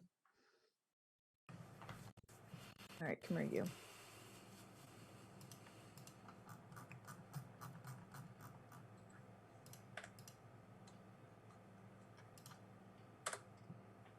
Seven. Let me do a roll of my own. It's kind of like something isn't right. Escalation. So for Oh. those of you at home, when two people roll the same number, it escalates. And if there is any damage to be done, then the damage is doubled on the next roll. So we rolled the same amount. Roll again. 5. You win. Oh, I rolled really bad. As you kind of glance around, trying to suss things out, I will tell you two individuals you know it isn't. You know it isn't Lily. Lily just doesn't have anything that says to you, oh, she's a stand user. She's not. You also know it isn't Everett. And to Okay. clarify, Everett Written down. is the man with the red tie. Yeah, the red tie, the purple vest, and the glasses with the slick back hair. Perfect. He is not one of the stand users. And after this, it is someone else's turn. Uh-oh. here we go. 5. Yeah. I need a roll from you. What you need? Probably speed. Well, actually, What are you doing, my girl? I think you need a power roll. Oh, I got that. Just power? Just power. Yes.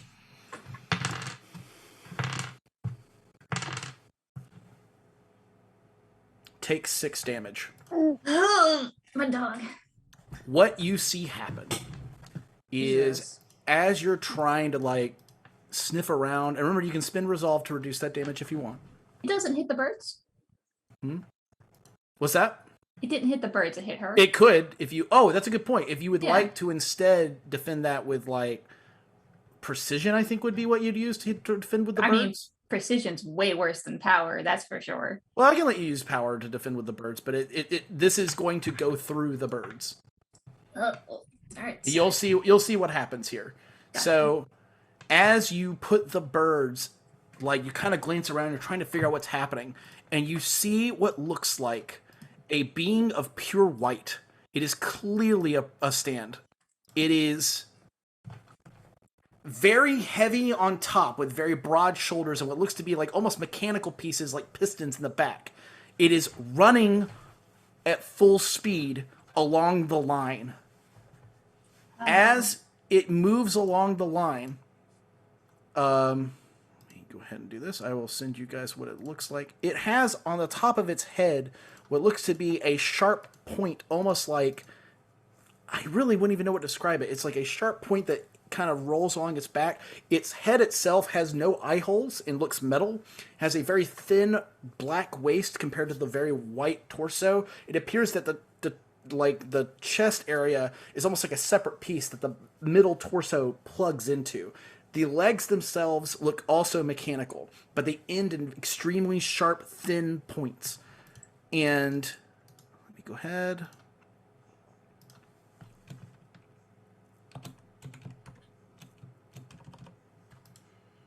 I will post this in the general. Oh, did it not? It didn't. Let me try again. It did that to me earlier. It did it again. Huh. I think it's because of the way I named it. Let me...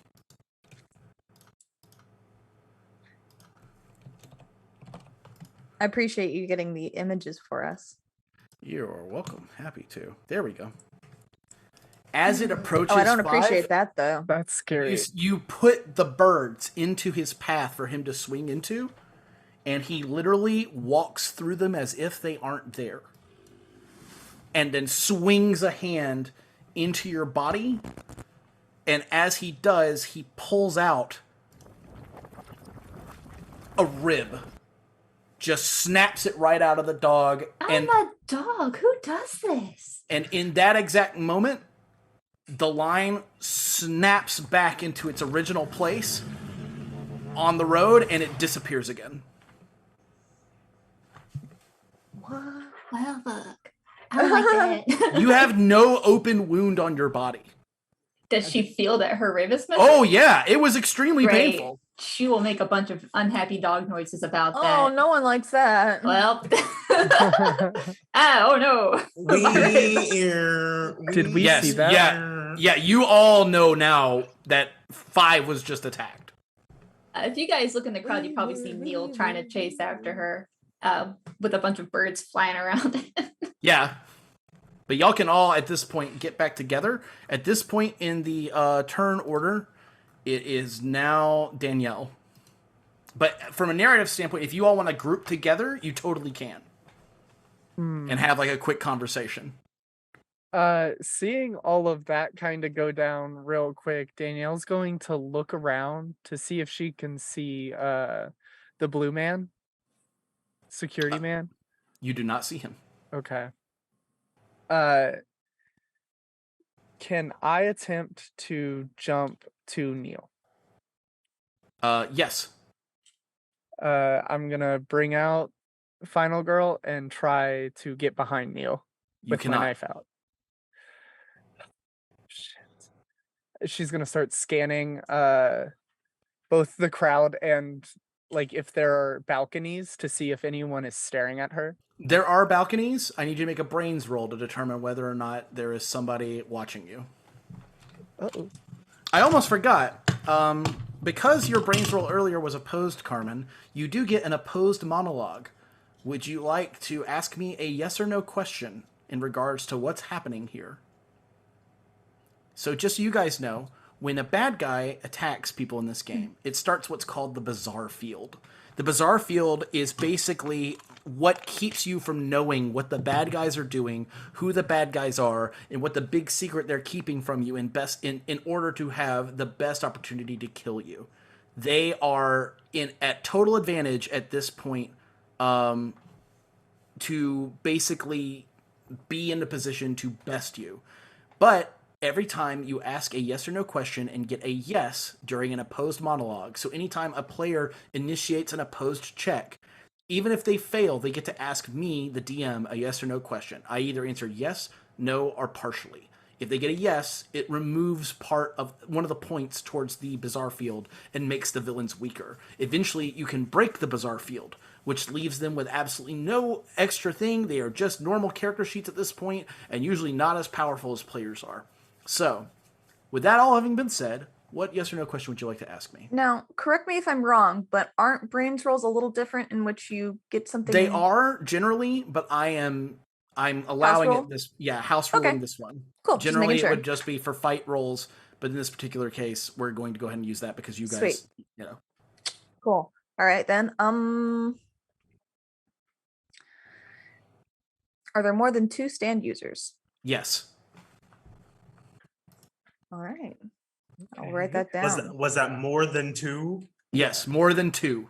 Specifically, not more, Was 2 that or just more. 2 stand users in general or enemy stand users? Mm, No, I'm not going to fey question Don't this fey one. it. okay. Don't fey you guys. There are more than 2 enemy stand users, yes. My ass would have been like, yeah. You're standing next to them? No, 100%. Okay, so Danielle, make yourself that brains roll. I did, and I got a 7. Okay. You try to glance around, but you're having actually a pretty good time here. You don't really feel like looking around. Things are pretty good. That guy thought you were pretty hot, and you could tell. He liked your sunglasses. That was very nice. You don't really see any reason to do that. Then Danielle. You can still get your action though, because that action just gets canceled. Cool. Danielle is going to try and move over by foot, unfortunately, like a peasant, over to Neil.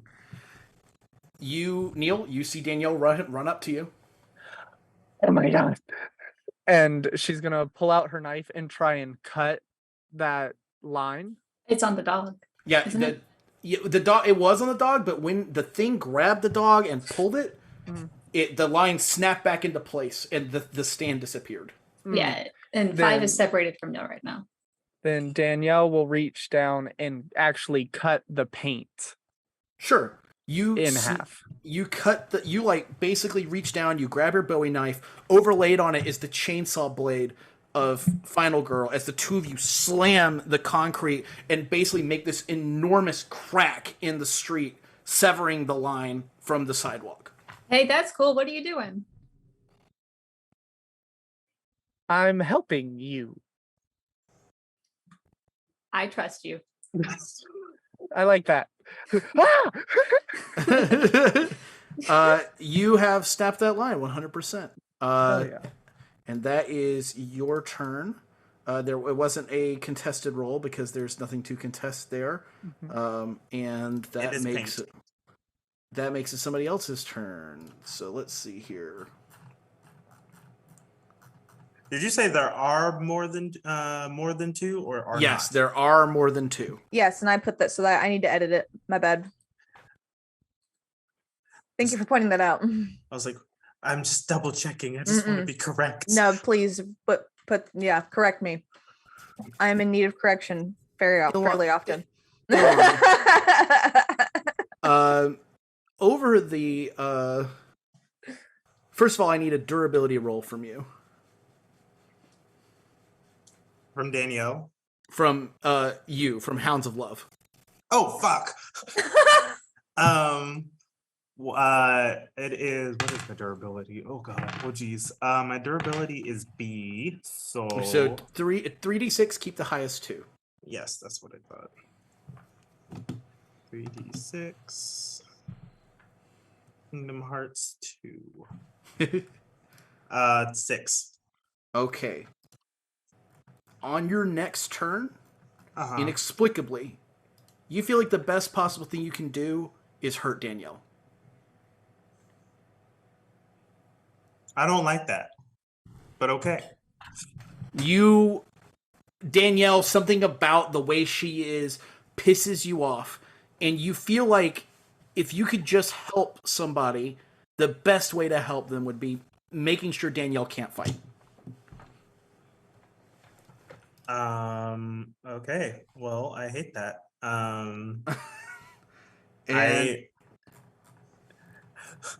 Your power is your brain, but what if I turn your brain against you? Well, that's not how this is supposed to work.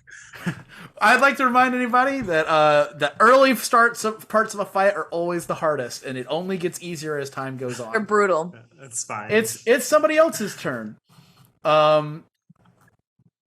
Let's see here. Carmen. Oh, I don't like how many times you're rolling. Carmen.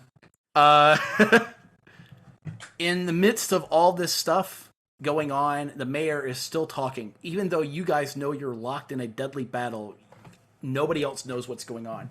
The mayor continues to speak, and he's like, so let's pop a bottle of champagne for all the good times this city's had. And he takes it, and he pops the bottle, and the cork goes flying, and it bounces off of one of the lampposts above you, and the glass holding the lamppost falls on your head. I need you to make a durability check.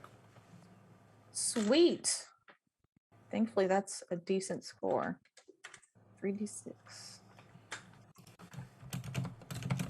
That'd be a 16. You succeed with flying colors. You guys see the stand of Hardest of Hearts burst over her, all of that Egyptian-looking armor, and it just shatters over her head and does nothing. All right. And the mayor clearly does not seem to notice that he's done this. All right. And that makes it Ilan. Now, before you act, because of the nature of your stand, I will let you make a brains roll to keep your wits about you to stop what's happening. Okay. I can do that. I can do this. 1d6, 1d6, 1d6. And I would like to note for people back home, I am 100% using a lot of like homebrew rules for myself, so you 8. are able to snap yourself out of this before things get too much worse. Oh, thank God. I am. But you know somebody is trying to control you, and that's not cool. That's what you do. Yeah, that is my job. I am going to split the colony. All right. And I'm gonna make like, so the skeleton typically, I usually have the legs gone because there's usually like, I usually want it to be big. But and I'm gonna shrink it and leave just the head for my own use. Well, actually, the head is gone. The head is gone. So the arm, the leg, the arm, the arms and the legs and the torso are all. The torso is all that's left, so it's just a rib cage. But the rest of them get turned into smaller skeletons. And I want them to all like deploy around the field just to like get a lay of the land. Absolutely, 100%. Make me precision roll. I will do that.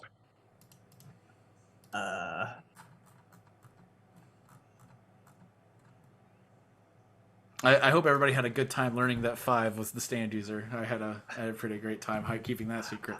I was like, stares at this dog. I have a suspicion. Yes, you were right. Your suspicions were correct. I was like, if one character is going to figure it out, this is the one. Precision is A, so that would be 3d6. Okay. 16. Okay. Nice. Hold on. Pick a number 1 through 3. 3. I like 3. Okay. Ooh. Okay. Goodness. I'll take it. Ooh. Okay. You beat my roll by an enormous margin. What are you trying to do exactly? So I send my spores out. The little skeletons start like going over people, trying to find resistance. You see them crawling almost like undead over the bodies of these people who are just completely, they have no idea, as you guys watch a skeletal hand like clasp onto someone's face and pull past them, and they don't even know what's happening. They squirm and move up the trees, getting stronger as they pull the spores from up there where you've left them, becoming even larger as they pull themselves over. And eventually, as you are pulling, you feel resistance from the girl in the bunny mask. Oh, It's always the bunnies. It's always the bunny anarchists.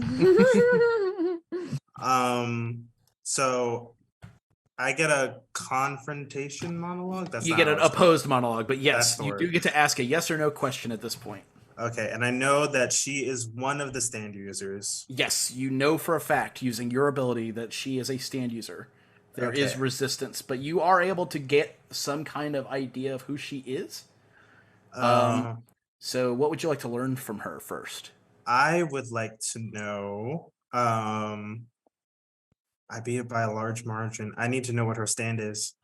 Her stand is called Once in a Lifetime.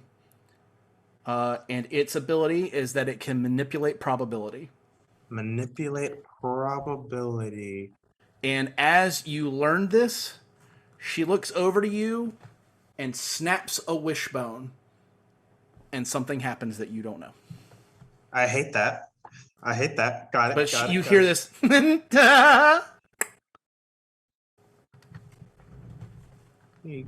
Girl's stand is once upon it. Wait, once. Once in a lifetime.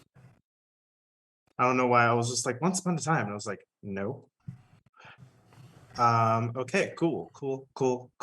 I think that's it for me, question mark. You also get the opposed monologue. You can ask one yes or no question. Oh shit, cool. I would like to check was I affected by a stand when I didn't want to spore that one guy? Yes. Okay. I knew that, but I wanted my character to know that. Yes, your character now absolutely knows that there is a stand here that is manipulating either your or somebody else's ability to do that sort of thing. Okay, Gucci. Thank you. Absolutely. That makes it the top of the order. You guys are all kind of standing around each other now. There's this hint of like things are bad, and the mayor continues speaking, and he's like, we in this proud city like to make sure that those of us that make the city stronger get even better. And as such, we present this key, and he motions towards a basically there's like a cape over it so that you can't see what's underneath. And he's like, and of course last year's proud user was fantastic for the city, but every year we try to give it to somebody new, and this year we're offering this up to Professor Sticks. Professor, thank you so much for joining us. And he steps forward. He's like, yes, it's been a pleasure working for everybody, and and I just wanted to tell you a little bit about myself. And we're going to continue. 5, it's you. You're pissed. Five very pissed. Five's always pissed, but her bones got stolen. She don't like that. Oh fuck! What does she want to do? Does she know that Bunny is a stand user? Or is Yeah, that... if one person learns, as long as Ilan says like, hey, that Bunny is one of them. Ilan is actually going to have one of the ghostly like spore clouds just kind of point at that bitch. Yeah, so 5, you are absolutely aware. Yeah, 5 is going to take all of the birds that she has remaining and the ones from Neil, and she's going to charge her. And you see all those birds cloud around her, and as soon as you do this, the girl turns and looks at you and just kind of puts a finger over the mouth of her creepy bunny mask, goes, shh, dogs shouldn't be here. They get put down. 5 is going to attempt to jump and grab the bunny ears of her mask. Go for it. Make me a power roll. Okay. What's my power is 36. Please 5. 8. As soon as you dive into the air, you see one of the chalk marks on the ground leap up and right back into you. Chalk mark this time? It is a chalk mark this time as you look down, and there is a chalk mark that comes off the ground and just slaps itself back onto you. And your attack continues. I'm going to make a roll. Can't believe how much my dog is getting hit. Unreal. It's JoJo's. And remember that you guys can do secret actions. Yeah, I'm thinking of it. I know, I've been trying to think of one this whole time. Okay. All right. Okay. As of right now, you are going to take 4 damage. You can spend a resolve to reroll those ones. You can also spend a resolve to ignore that damage. How many resolve do I have in this day and age? She's got way different stuff than I'm used to. Resolve is bravery? It's resolve is as whatever amount of bravery you have. Okay, I'll spend 1 resolve and reroll both ones. Yep, you can reroll both ones. Oh, that's considerably better. So 12. Cool. Escalation. So reroll all 3d6. That's not a It's good word you just 13. said. Yeah. Not for this. You got this, bestie. You win.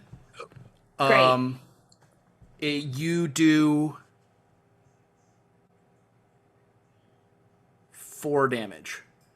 As you, what are you trying to do? I'm taking that mask and turning into more birds. You grab a hold of the ears and yank, and just like as you catch hold, you slam her head into a lamppost nearby, and she kind of like reels a little bit, and you see all of the birds flutter away from her face, and you see someone who looks almost like Final Girl should look without the mask on. Her face is like cut up with scars. She has this maniacal grin on her face. She goes, "Wow, this is going to be more fun than I thought." And she points towards you and she's like, "Once in a lifetime!" As you see this actually burst up behind her. What does this look like? I'm so scared. It looks sort of like a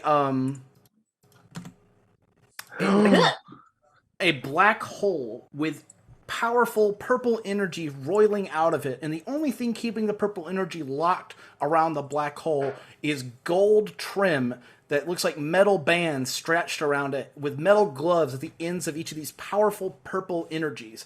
And the head is a kind of a knight's head with 2 burning pink eyes and a 3rd glowing pink eye in the center.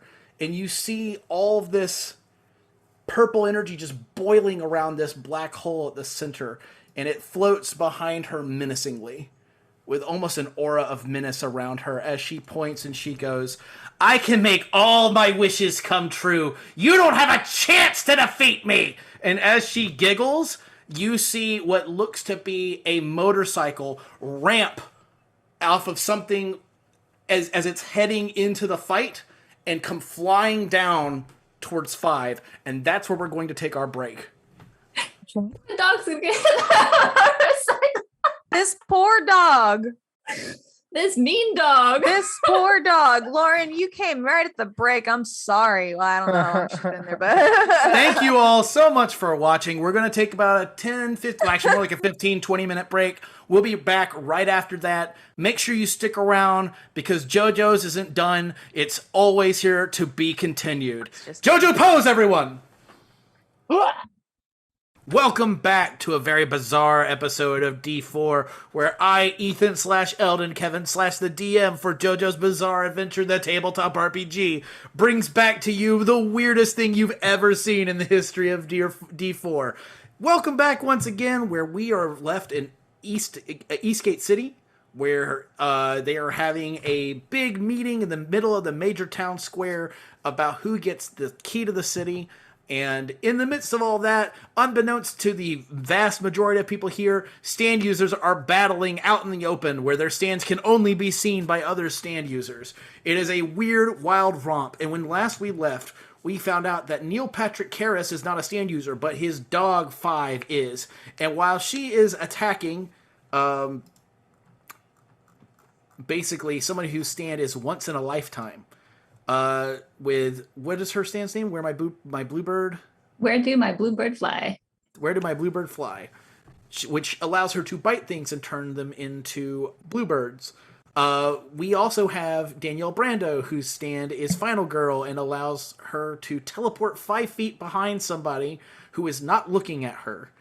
And then we have Carmen Suleiman, who has Hardest of Hearts, which is an armor style stand that allows her to switch weights between one thing and another, including herself.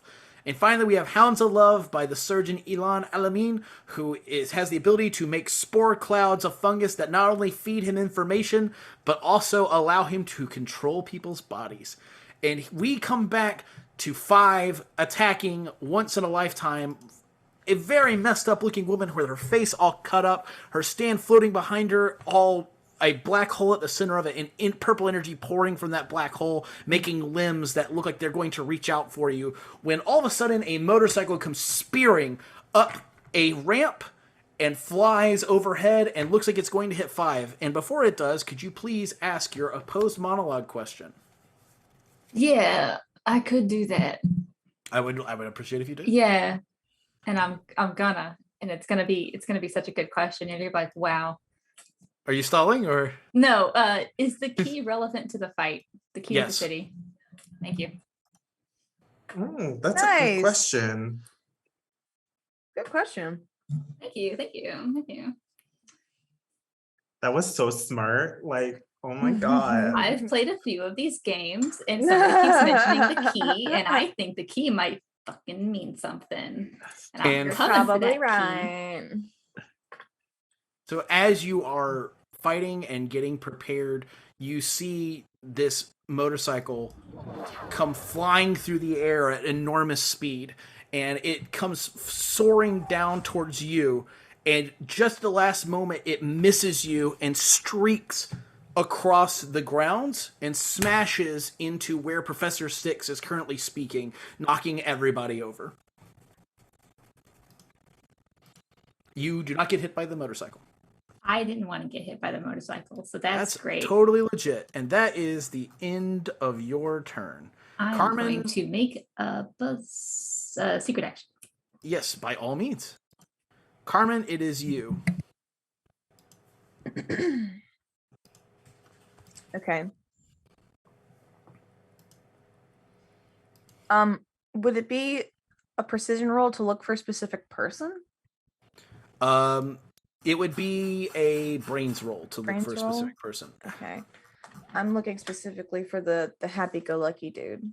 Okay.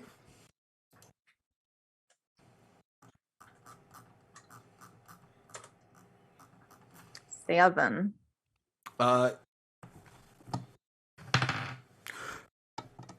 You see him. He is sitting in the center of the square. What are you trying to learn about him? Just his general awareness of As you watch the environment. motorcycle slam, everybody screams and runs out of the way, and it hits the front, knocking the mayor, professor, the keys box, everything over. He does not look at all perturbed by this. Okay. Interesting. Could be that he's just so high, but I have my suspicions. All right. Is that your turn? It is. Is that one that involves a question? No, this one was, we're going to say no. We're going to go back to normal. I've let you do the first one because y'all had absolutely nothing to go on for a while. Fair. All right. Let's see here. It is somebody's turn. You guys can clearly see that there is a chalk line leading to 5.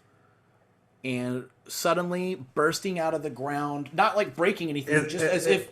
Is Yes. this a new line or This is a new line. It is a chalk line. uh It was the line that happened the last time I mentioned a line going to. okay. It is I think it's about to activate my trap card that I am typing Yes. currently. Secret. Oh, okay, no worries. You don't have to type it. What was the? Well, I'm gonna type it anyway because it was basically done. It was really quick. It was if another line tries to harm 5, the bunny girl stand is going to cause it to miss because she's still spored. Oh my god. Yeah, I'll let you do that. Yo. Roll me a brains. Okay, so we're gonna do the secret action roll. You're gonna roll it. It is. I think that's pretty fucking smart because brilliant. you know what she does now, and that's really fucked up. Okay. Yeah, and because 1d6 plus 5. no, it's secret action dice plus your brain score plus your trait. Right. You know everything about her because you beat her so succinctly last time. So your trait comes into play. So it'll be 8 plus the secret action dice. This is really out there stuff. I really think it's smart. I'm going to give you 3d6 for this. So 3d6 plus 8. Plus 8. This is going to be a really This- great looking roll. Yeah, this is going to be nasty. 18. Oh! Ooh. Oh! Let me roll the attack for this stand that's bursting out of the... That ain't good. That ain't good. Okay, I need to do some math. So as of right now, I was like, stop harming the dog. you've done 12 damage as of right now. Oh, Let me go ahead and do some stuff on my side. yo. Doctor. We're gonna have to. Read all about it. Oh my god! I'm gonna spend a bizarre point to negate 10 of that damage, so I don't just Ooh. instantly die. So valid. Also, But what you see? Oh, go ahead. for everyone watching the home game, a one of the spores is floating. Like its body is like mostly like ephemeral smoke, like spore, like, but there's like a tiny head, and it's whispering in her ear. In her actual ear. I love it. Oh, you know what? Hold on. I need to. We have a thing for this.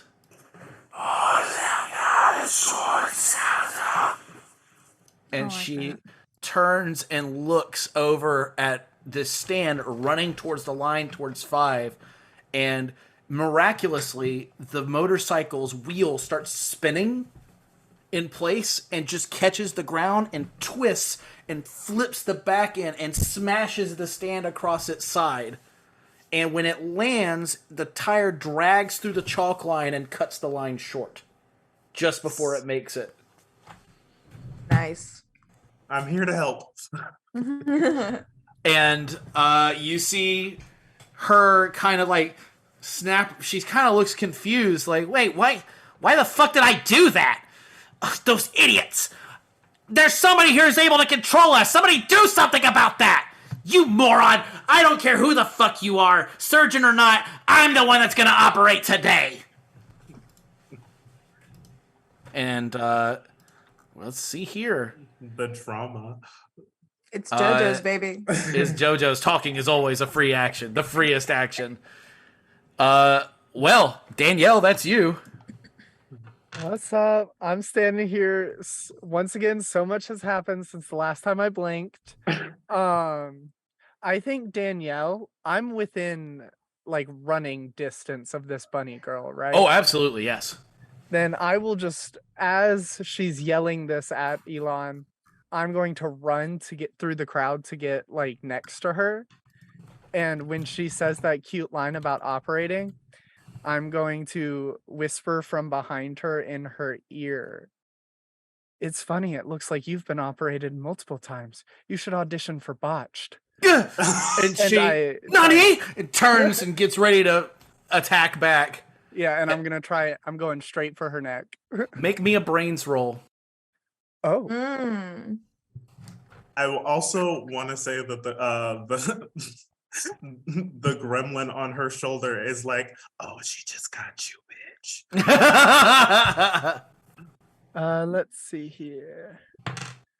So brains would be 1. Why don't you recommend her a good plastic surgeon while you're hanging out? Plus 3. Oof. I got a 4. Okay, so you lift your knife to swing and turn at the last moment and swing at Ilan. Make your attack roll, and Ilan, make a defense roll. Also, as you swing, you see the line on your glasses drag all the way down and connect to your body. You little bitch. What is the defense roll? Let's see here. You can't use power. Yep, I cannot. It's garbage. You can use speed. Oh, I will do that. I'll use speed. And that is B, so that's keep the highest of 3d6. I will go ahead and tell you on an out-of-play level, some kind of villainous action is causing this. Understood. For my attack roll, since I have a B in power. Yes, you would roll 3d6, keep the highest 2, and Ilan will do the same thing. Word. So I got 10 on my speed. Oof, I got 6. So as you are going to swing, you think to yourself, wait, this is my friend. I shouldn't swing at her. And you turn and go to swing at Ilan. You teleport behind him in an instant and go to swing, and then you hear another voice in your head that's like, no, don't do that. And your mind is just getting fucked with from multiple angles right now. I think she But just Ilan's spores are stronger than the words you've heard previously. Word. I think Danielle just turns around to like the universe as a whole and is like, come on, I just want to stab someone. And you get to ask an opposed monologue question. Ooh, I had so many, and now I'm here. I know it's hard. Is the blue-haired man I met a stand user? Yes, and with that, the bizarre field shatters. Yes. We done it. We can go home. I am going to post all of the villainous actions. Oh, The first villainous action, God's gonna cut you down. This villainous action will apply if the player ever rolls a 1 on any roll they make. Should a 1 be rolled, a line will immediately draw themselves to them, either from the street, from a sign, or what have you. A line will find them immediately and grant them -1 their next turn, then -2, then -3. Villainous action 2, wouldn't it be nice? This villainous action activates if the player attempts to perform a harmful action to bury Bunker or allies within earshot of him. Should they do so, he will make a contested brains roll. If they fail, their attack instead targets someone he wants to, as he asks nicely for them not to attack him. Villainous action 3, burning down the house. The deadly Davy is a real dangerous woman. Every turn she is not dealt with, she produces a new bizarre point in some miraculous fashion. So as this all happens, you also learn the bizarre secret. But we're going to get to the bizarre secret after they each make themselves known. Carmen, you're looking right at Barry Bunker, who's sitting, and he kind of looks over at you. And if you guys check general chat, you notice now for the first time that his cigarette is his stand. Oh, man. Can't believe they figured it out so fast. And you see smoke absolutely billowing around him in an enormous cloud.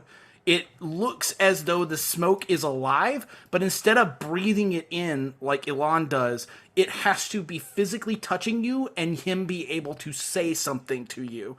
And he's like, I really would appreciate it if you'd stop attacking us. I mean, be a pal, won't you? And when he says that, you realize that that's the sentence he has to say in order to make you do whatever it is he wants. As he says that, you see the blue-haired gentleman step back out, and he grits his teeth, and he's like, this is a bullshit. I had you. I should have killed you when I first met you. Instead, I guess I'm going to have to do it now. Walk the line! And boom, you see Walk the Line appear behind him. And Barry Bunker kind of chuckles, and he goes, good vibrations, as the smoke billows out towards all of you. And the bizarre secret, being held at Eastgate Square. Let me go ahead and put this in the villainous action. There is a massive party in the form of Eastgate's Founding Day, a holiday celebrated within the city to bring everyone into one place and rejoice over the largest city in the U.S., its history, and its culture. However, Leviathan Multinational has another idea. The key to the city is actually made of the rare metal that is used to create stand users. Unbeknownst to the town, Leviathan has bought off the police force of the city, and there is no police help. Instead, all the people protecting Celebration are Leviathan guards dressed to sort of look like police in an effort to fuel the escape of the key. And as they stand back up, they look and they go, oh, the mayor's like, oh, it broke the glass for the key, but don't worry, folks, everything's okay. And as he pulls back the curtain, you see the key is missing. Oh, and now screams begin to emanate from the crowd. And the blue-haired gentleman points towards Danielle, and he goes, it's like this. You can either die here, or you can walk away. Which one's it gonna be? I thought we were supposed to get dinner, baby. And he grits his teeth as you see all of the lines on the street begin to wind like snakes near him, creating a lattice of protection around his feet, and he's like, then let's eat. And as he says that, Danielle clicks send on her cell phone as I set a secret action. Okay. At the end of my turn. Alrighty. Sounds good to me. So I'm going to go ahead and also post the true initiative order. I will delete this one.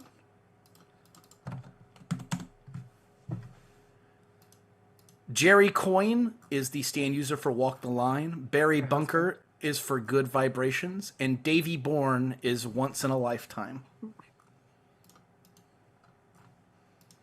Oh, they about to get fucked up. I think they probably are. We got murderers and dogs and killer surgeons. It's bad news in this bitch.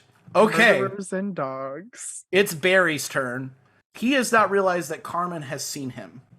So he is going to instead look around. He goes, man, I think you're a great surgeon, but frankly, all that work you're doing would be more beneficial in the hands of Leviathan Multinational, don't you think? You see, originally I was a nobody, but they're paying me so much money these days to just be a nice guy. I mean, be a pal, won't you?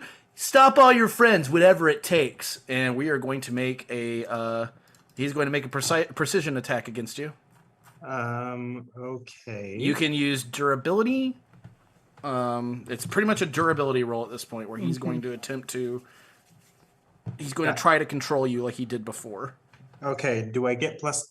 Oh, no, I don't know his medical history yet, but I will. Yeah, not yet. But I will. He has a bad case of popcorn lung from smoking so much. Oh, absolutely. He's stinky. So I am rolling. Oh, I don't have to roll here anymore. Now that the bizarre field is down, you can actually see my rolls. Ooh. Fuck! So you are going to take 1 damage as this kind of burns into your mind, and you don't feel the strong urge to like stop everyone, but you have to stop one person. Okay. That doesn't necessarily mean you don't have to attack them. Just you have to, at some point, you have to stop someone on your team. That's fair. That's doable. That's annoying. You see him breathe the smoke out, and it turns into like a large hand that swats one of the hands, like one of the skeletons, away from you, and kind of acts like as if it's gripping onto your back. He's like, "Be a pal, won't you?" And you just feel his psychic almost energy pouring into your brain as you start fighting him with the spores. And you two are kind of locked in a battle of wits. And that is his turn, making it Davy Bourne. I don't know if I wrote what my health is. I have to check. Davy Bourne is going to...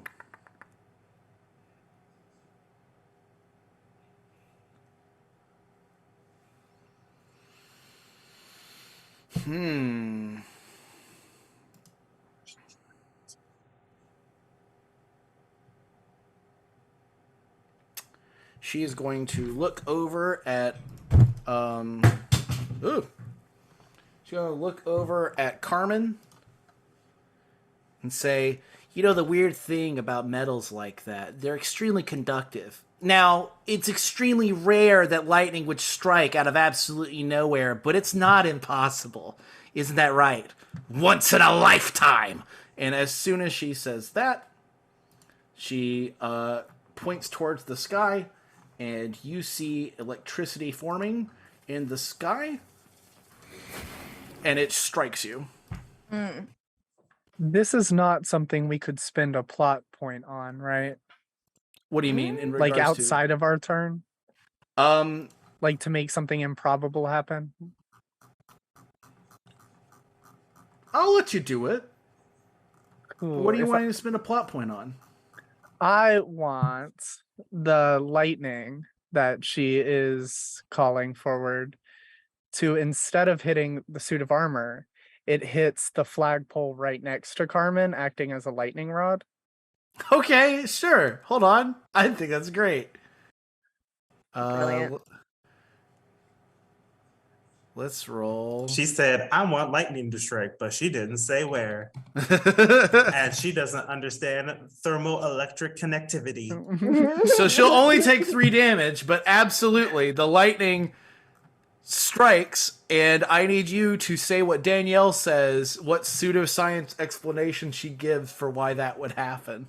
She kind of brushes the bangs out of her face as she looks down at Davy or Bunny Girl, and she goes, "You're an imbecile. You should have gone to college. Don't you know flagpoles are highly conductive?" You bitch! Yeah. I love it. Awesome. 100%. That works. Ilan, it's you. I am going to kiss what is his name? I'm gonna kiss Barry on the mouth. Okay. I'm curious. I'm gonna kiss him on the mouth and breathe spores so deep into his face. Oh my god. Whoa. Hey, it's cool. You're a hot guy. And make me a We were just talking about The Last of Admittedly, Us. someone did this with a pigeon in the show, so Yeah, I was gonna say we're gonna have to both make bronze rolls, and both of us have one for our bronze. You know what? Let's go. Let's fucking go. Let's see. I got 4. Come on, heart of the cards. You can spend a resolve I to know. re-roll it. I am doing that. I need this to work. Okay. 5. Boom! Perfect. So that's a total of 6. Absolutely, you kiss this guy on the lips and begin to blow spores into his mouth. Make me a precision roll, and he cannot defend it. You fool. Don't you know Kiss spores this are guy. denser than smoke? That's true.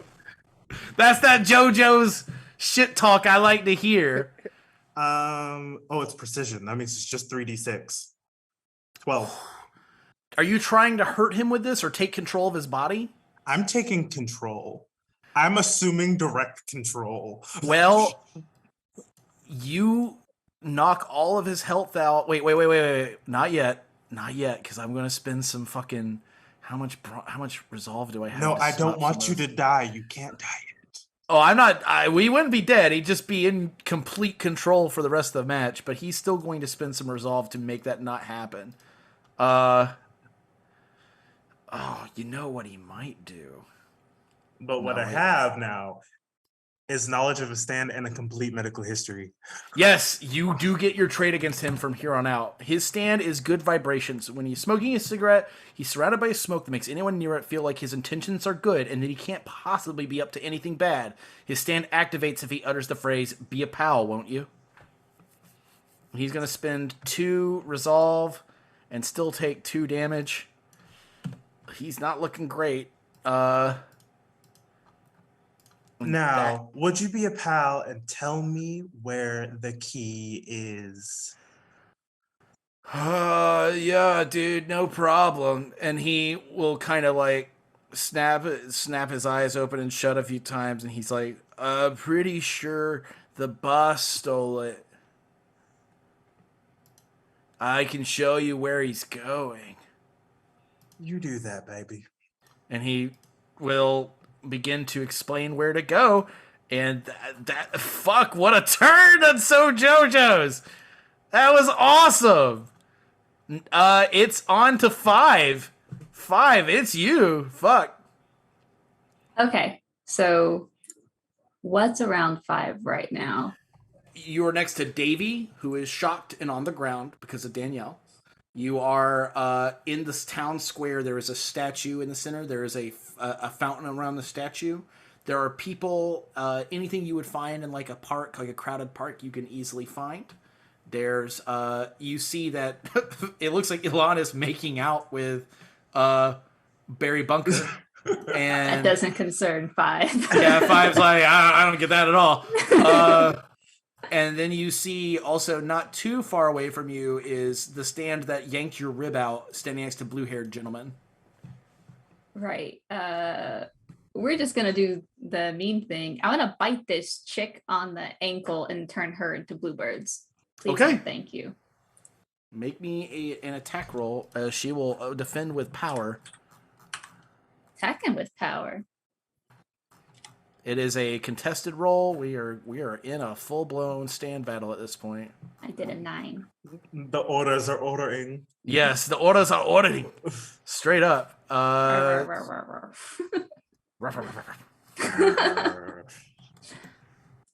Ooh, she rolled real good. Can I do the thing? You can always, yeah. Yeah. I can just take a fucking out.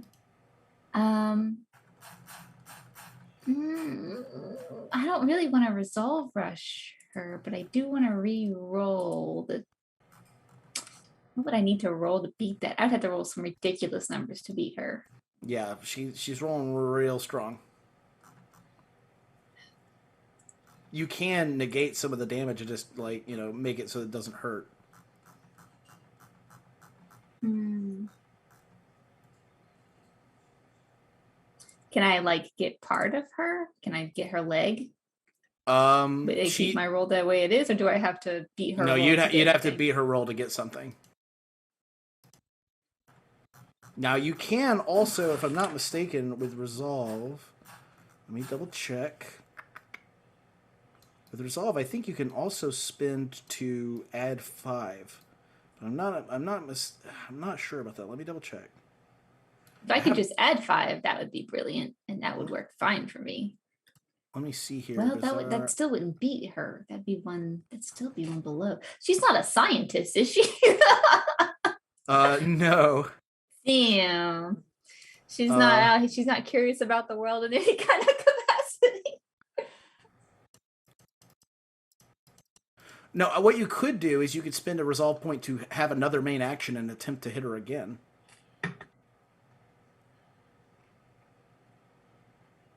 Yeah, I want to take her out. I want to try my best anyway. I'll spend a resolve. So you are going to take damage from this, just so you're clear. My dog will die. Also, I had taken damage before, right? Yes. I took 6 the first round, and then I took another 4? No, I think you only took 4. I don't think you actually took the full 6. I think something happened to save you. No, I don't think so. Maybe?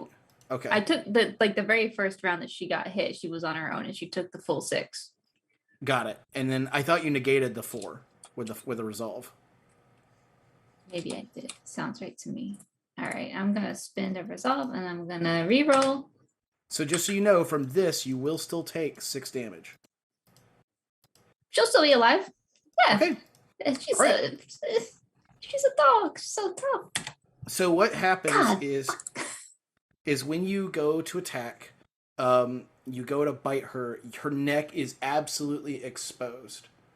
And then at the very last moment, somebody's running and kicks a glass bottle that you kind of catch with your mouth and go to shake it away. And while you throw it away, as it turns into bluebirds around you, her stand lurches upwards and uppercuts the dog. But you just kind of shake it off immediately and go to swing. I rolled another 9. Let's see what I roll. That's better 7. So you definitely get a limb if you wanted, a foot, I want as much of her turned into bluebirds as you'll allow me to have. Okay, we will allow one leg. I will take her leg from her. From knee down to her foot. Bursts into bluebirds and she's like, what the fuck? And she immediately looks down at her leg that flies into the sky. And she's like, what the fuck did you do to me? Those birds are going to land on her face and attack her face, but I don't think yeah. Got birds on her head now. She cannot see because her face is covered in bluebirds that are her leg. Mm-hmm. All right. That's your turn. What would you like to do? No more questions. Is there anything else you'd like to do? Any secondary actions or anything? So you get just to be clear with you guys, you get a main action that's like an attack roll, and then you get a secondary action that is something you wouldn't roll to do. Would you be able to make it to the stage where the key was? Yeah, absolutely. All right, she's gonna dart through the crowd and get to the stage where the key was. You get there, you can see where it's been, the glass that was keeping it there is burst open. You're take a look around. They're all trying to figure out what is going. Nobody seems to like bother you. You seem like an angry dog. She do seem like an angry dog. Great. I can't do anything that involves a roll, right? No, nothing that involves a roll, but what are you trying to do? Try to get a scent of who might have taken the key to track them. Absolutely, yeah. You got the scent. Fantastic. I'm going to start tracking them. Alrighty. And the rest of the team will just see like a suspiciously perfect line of bluebirds trailing where the dog is so that you guys can follow 5 as she tracks the dude. Okay. Excellent. Good. Alrighty. That makes it Carmen. Okay. I am. That seems like Barry's taken care of. Carmen's gonna look back over to Davy and kind of just look her over, see if she looks like she's trying to get up at all. Oh, absolutely, yes. Okay. I mean, she's trying, what? She's missing a leg that is a bunch of birds attacking her face. That's fair. I don't know if that would. No, I don't think that would immediately trigger her. But she is getting up. I mean, she's absolutely getting up. Oh, okay. Well, then that does trigger my secret action that I technically put down whenever Ilan spored Barry, but it took me a very long time to type it. Carmen snooped to pick up a kebab skewer amongst the food truck trash. If Davy attempts to get up, Carmen will throw the skewer, trading weights with it as she lets it go in order to pin Davy into the dirt by her shirt. Oh my god. That is such a good move, though. That's so good! I'll give that 3d6. Roll 3d6 plus your brains plus any traits that apply. That's nasty! I guess she's going against the man in an sort of indirect / violent sense. I think so, yeah. I mean, they all work for Leviathan Multinational. 15. She's gonna try not to get hit. What's her speed?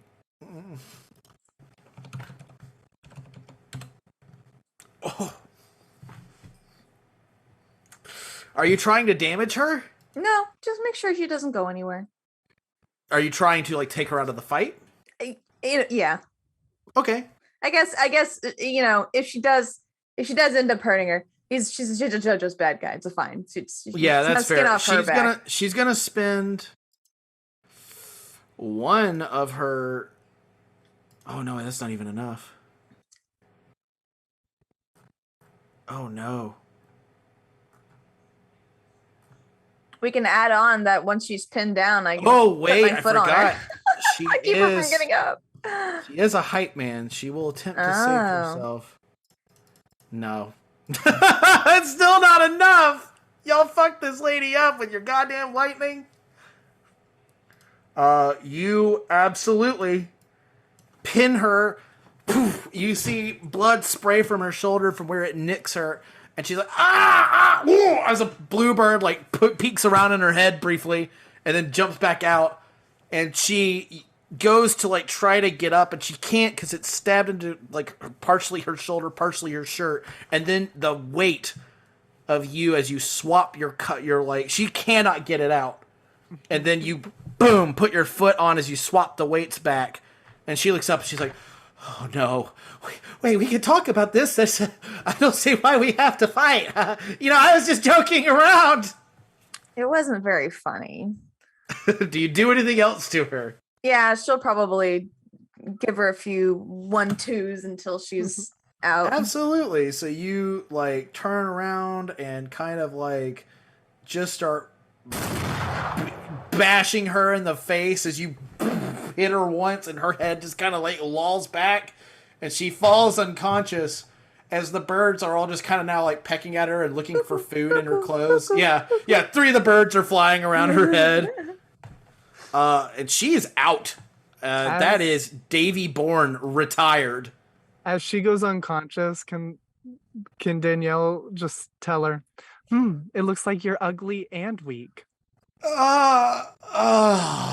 And she passes out, and that's the last thing she hears. Oh, God. And I high five Carmen. Oh yeah, there you go, Carmen. You got high Oh five. yeah. All right, that is the end of your turn. Good secret action. Fuck. Whose turn is it now? The secret actions have been throwing me off. I'm into it. It's but- Jerry's turn. Okay, good. It's That's my what- husband's turn. Jerry is going to turn towards Danielle because he sees a line as he goes, "Walk the line," and you see his stand disappear into the ground and reappear along the side of your glasses at smaller size. Runs and goes to dive into your chest to pull the heart out of your body. Oh, you little bitch. So I will need a power roll Power. as you attempt to stop what's Not happening. durability. Okay, I have a thing. It's slightly different, but if you look at the very last of my secret actions, it was for the mind guy, but I yeah, assume I this don't is think the it one- applies here because this isn't the Damn. mind guy, but that's absolutely would apply if mind guy tries anything. This is Yeah. Furon. If you want to try to, I will let you roll durability because I have an idea. Okay. So that means since it's A, I just have 3d6. Yes. Correct. Work. But because Oh. it's durability, you won't be able to do any damage back. You're Right. just. But what happens is he goes and he reaches his arm through the upper part of your chest and goes and you feel like this tug as you spit up a little bit of blood as he gets his hand into your heart, and then you see another hand emerge from your chest gripping his fist as out comes Final Girl, like looking at this thing, and he just goes and tosses it away where it disappears into the sky and reappears next to what's his name? Jerry Coyne. And I think Danielle just kind of takes Final Girl's arm and says, "Oh, silly boy, my heart's been gone for a while now." He kind of grits his teeth and looks down at you, and he's like, "Not gone enough as far as I'm concerned. I'm going to cut out whatever it is you call that thing in there." And I think This went from flirty to evil real fast. it's Danielle's turn if you'd like to return the favor. I would. I'm making direct eye contact with him. I'm going to try to use Final Girl to jump behind him. Okay. As you go to jump behind him, he kind of like you do jump behind him because even though he's watching you, a cloud of bluebirds is constantly obstructing the vision because there is a shitload of birds here right now. Hell yeah. And she's been using those birds. She specifically said she was trying to like cloud people's vision with it. So he kind of looks around and he can't find you. And you teleport behind him where he kind of frowns for a second and then realizes like all too soon that you're standing right behind him. And I'm going to lift the knife, flip it, and say, "I don't really eat dinner anyway." And I'm Oh gonna shit! stab him in the collarbone. Absolutely go for it. That's 3d6. Kingdom Hearts 2. All right. Beat And that. he can't use power because he doesn't see you coming. He's going to try to use speed. Oh, oh. You can spin resolve to reroll.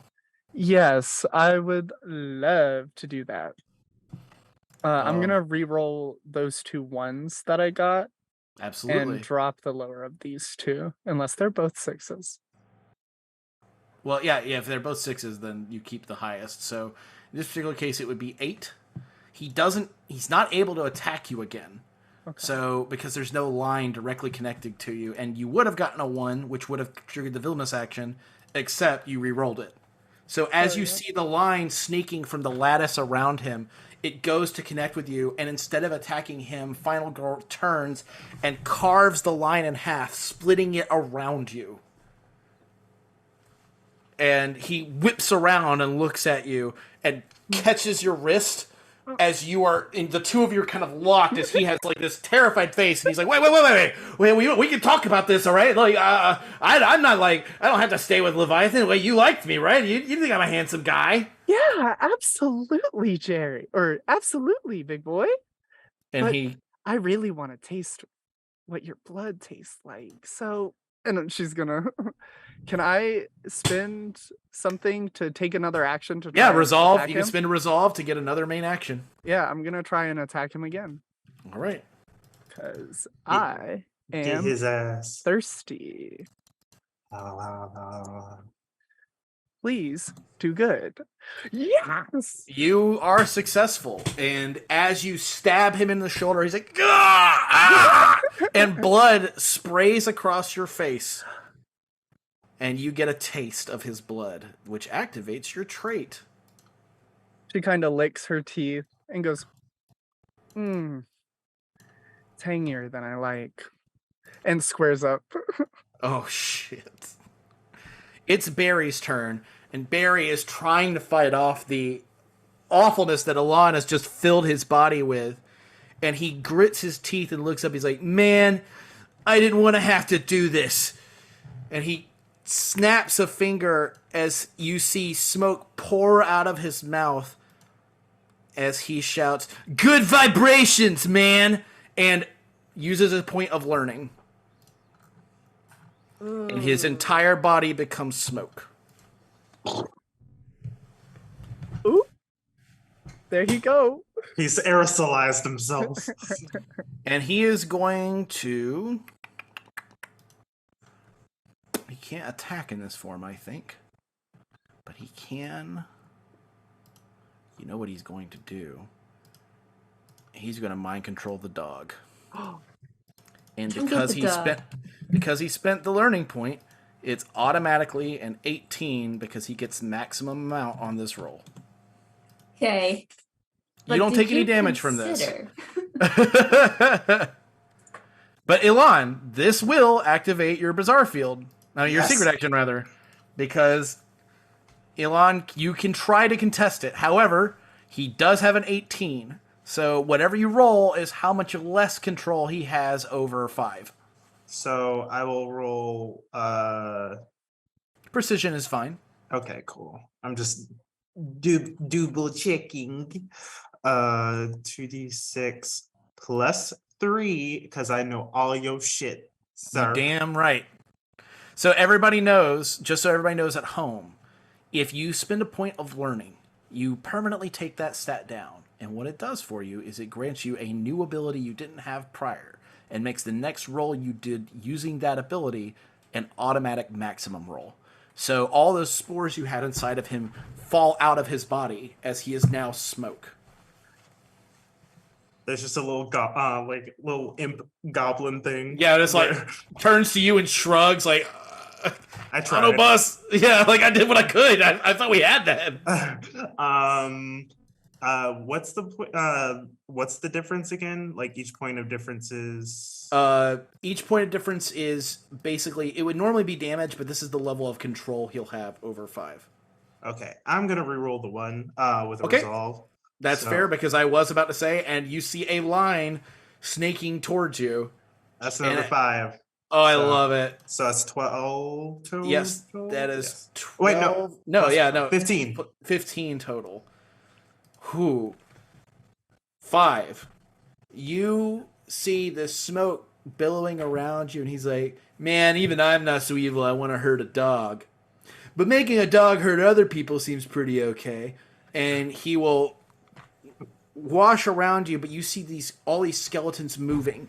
And they're scrambling around, and they begin to form up into an enormous hand that snatches the smoke cloud in midair and, like an eraser, slams him into the ground and starts like rubbing it back and forth like across the stage. And everybody's panicking now because even though they're both like only like actually coherent.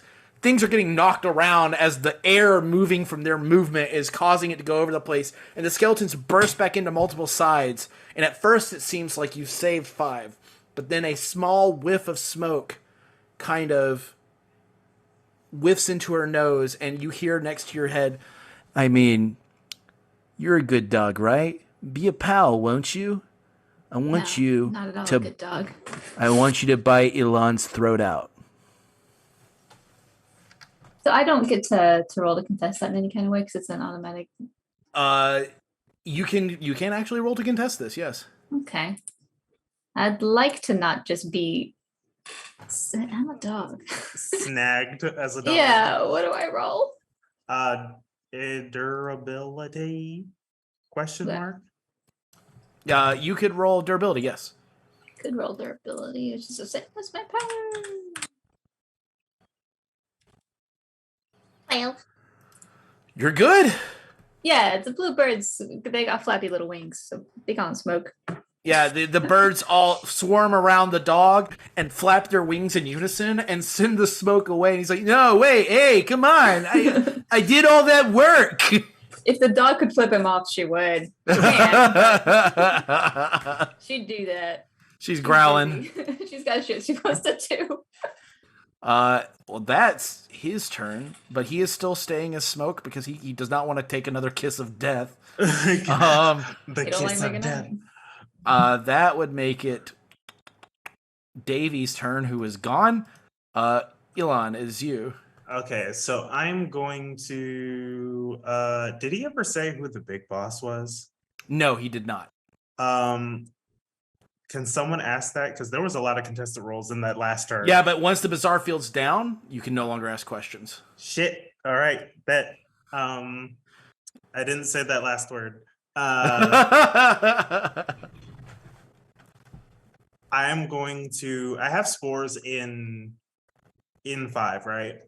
Yes, that Okay. we're protecting 5, yes. I am going to heal 5. Oh, I love it. I Make am me going a to brains roll. try to reconstruct the rib. Bring me I that love it. remedy. Absolutely. Make me a brains roll. So 1d6 plus 5. You don't know this dog's medical history. Sadly, I do not know your medical history, but that's okay. 7. Yeah. I will give you half of that as healing and round it up. So that will be 4 points of healing for 5. As you basically using your knowledge of just how the body works and like using your fungus for now, you're kind of like making a hard fungus kind of like rib to take the place of where it was before. And it A just fungal kind of structure. Yes, a fungal structure. And I know that, just so you guys know, Kat is a botanist in real life and is over here like, I can see her wanting to say. I was thinking, so the fungus cell wall is made out of chitin, which is a little bit stronger than like some other materials. So a chitin bone would probably be fine for now. Yeah. Oh, yeah, we can do that. There we go. That's what I was thinking. I know that like mushrooms can become like really hard. Yeah. See that I about just it. learned this itch, or not just learned this, but I've been studying this itch. Everybody here is super into botany. Hell yeah. All right. Yeah.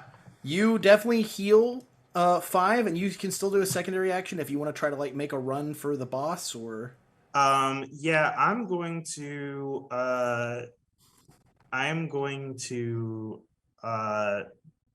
take the last. Okay, there was one in. I think the remaining 5. I'm gonna have them swarm. Is that blue-haired guy the only one left? Is Davy the only one left? Technically, Barry is still there, but he's a smoke cloud. Yeah, well, fuck Barry, Davy. I'm gonna have all of them actually like attempt to attack him. Like, Okay. They'll do attacks and they'll cause like fungal infections. Absolutely. Make me a precision roll. You will attempt to avoid that somehow. I've got a fucking. What can he roll here? Probably durability. Yeah. Who are I'll you do that. attacking? Blue hair. My Blue husband. hair. Yeah, fuck him. I'm trying. Terry Coin.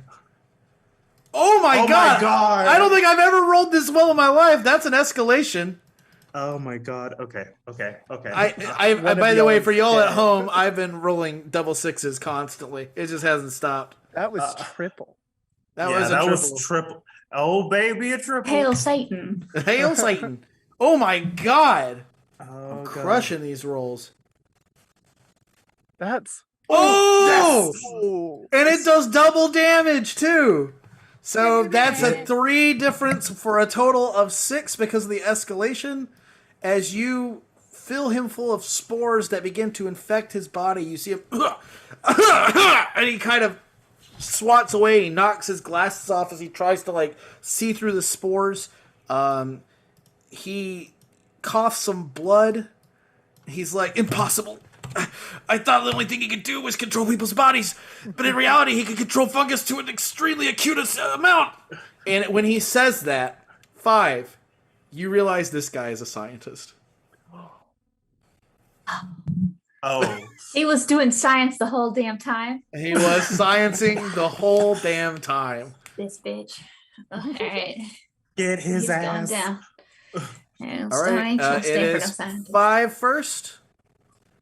It's look at back to that. you. So 5 hears this man say a science. Any Yes, kind of he's- science. He says Oh, a he's- science. He says a science. She's fuck tracking a man. She's gonna go get science, man. That scent will remain. It's fine. Scent's not going anywhere. Scent's not going anywhere. That's not how smell works. What's this blue-haired dude, right? Yes. Yeah, Jerry Coin.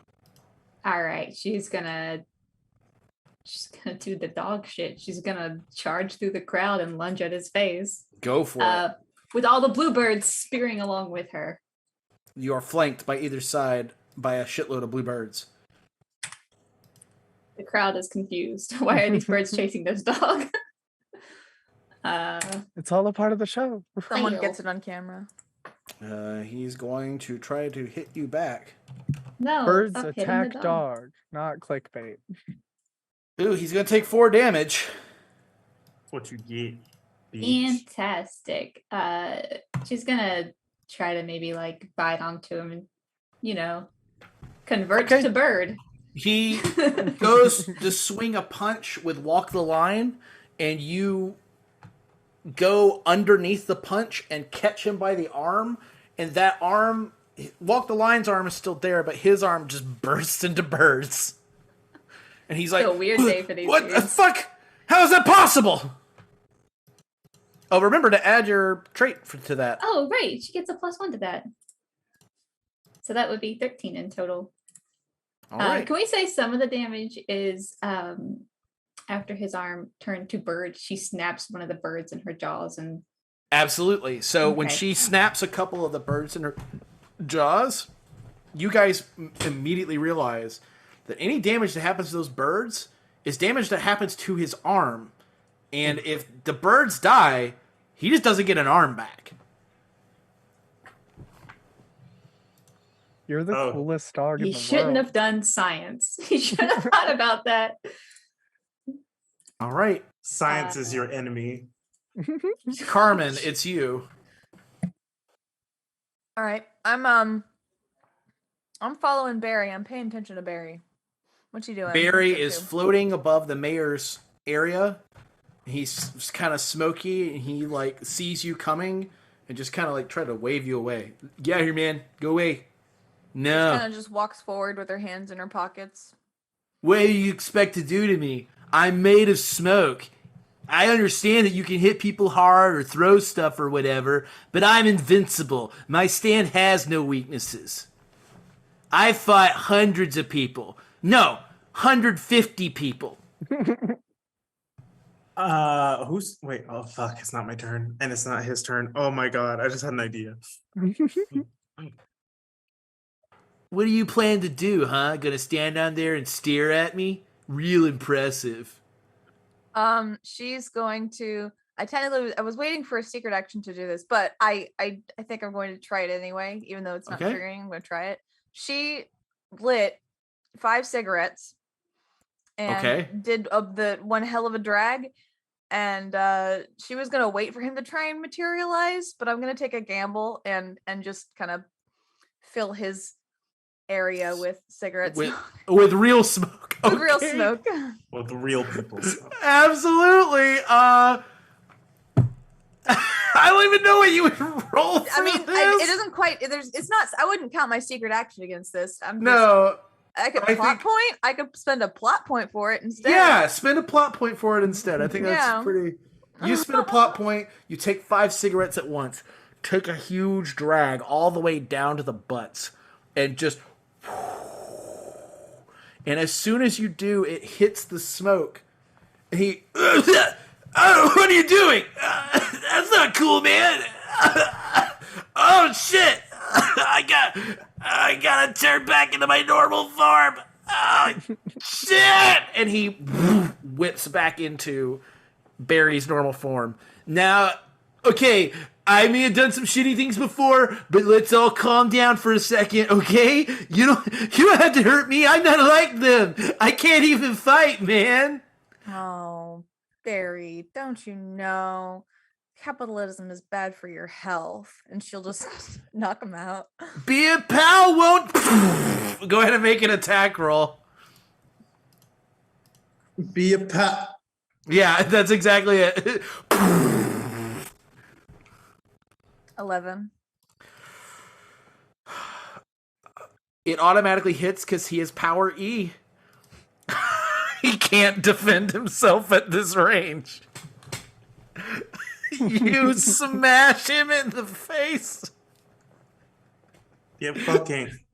And you see his cigarette go flying out of his mouth and turn to dust as you knock him out, and his stand goes away. And he takes like 2 steps back, and he's like, whoa, and just hits the ground. Barry Bunker retired. That's what he deserves. All right, fuck. Oh, yeah. That's brutal. Danielle.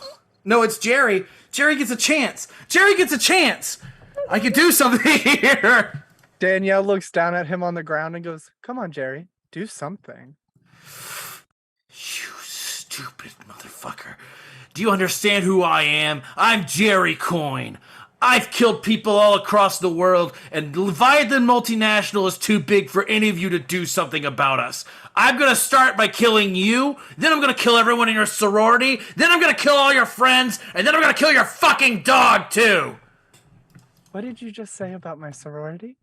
And you see the fear in his eyes as your demeanor changes, and he's gonna attempt to swing. Not bad. What am I doing? What would you like to do? Honestly, durability is the best thing. So Go for I it. think Final Girl's gonna try and shut him down again. Absolutely. Oh shit! Escalation. We both rolled 11s. It is time for an escalation. Oh, jeez. Oh, you can spin to try to re-roll. I will. Can I re-roll both of the 3s? Absolutely. Okay. This is risky. Oh! You can always do you have any Muslar left? Can you overcharge or whatever? Oh, yeah, you could resolve rush if I you have Rush, more there we go. resolve. left. You could spin that and add another d6 onto this. Oh yeah, we're doing that. Okay. Yes. 12, 16, 21 to my 13, which makes a difference of 8 doubled to 16. How do you take this guy out? I think because I have. Oh wait, no, I'm so sorry. It has +2 because Bloodlust is activated. Oh, that's right. So, oh my gosh, that's another +4, so a total of 20 damage in one swing. Obliterated. Danielle, as he tries to get up to hit her, just kind of puts her heel, like platform heel, onto his shoulder that doesn't have the arm anymore. And she goes, "Silly man, Don't you understand that sororities are a sacred thing? And if you threaten one of us, you get all of us. And she takes her knife down and stabs, I believe it's 14 times for every sorority sister she has. Oh shit. And as you do it, you hear Final Girl shouting, And she As- is just ripping and tearing. this dude, blood is flying everywhere. She I is hope there's giggling. no children. Most of the people have cleared out by now from all the madness that has been happening in this area. But there are no cops because of this bizarre secret. What were you saying, Ilan? I was just gonna say I do have like it never procced the action itself, but I have been sporing the people like when I was doing that like scan. Oh, I love that. All the people that in the crowd were getting spored, and he's giving a lot of them memory wipes. He was gonna have them murder somebody, but I love that. Their memories are getting wiped. They cannot do anything to stop. They don't even know it's happening. It's Danielle, you stabbed this guy to death. Jerry Coyne retired. Hell yeah. And I think before her turn is over, she's going to look up at the closest person to her, which is probably Ilan, and say, I'm going to take a chance and see if I know where the key is. And she's going to try and activate Final Girl using a plot point to get another action. Or is it a resolve? It's a resolve, and I don't think you have any resolve left. I don't have any resolve. But we are out of initiative. This fight is over. Oh, word. 5 still has the scent, right? Yes, you do. And Ilan has the general direction as well as you do. All right, 5 will hunt down Neil. Okay, and Danielle, what are you doing? I'm going to attempt to activate Final Girl's teleportation to teleport 5 feet within Professor Sticks. Okay.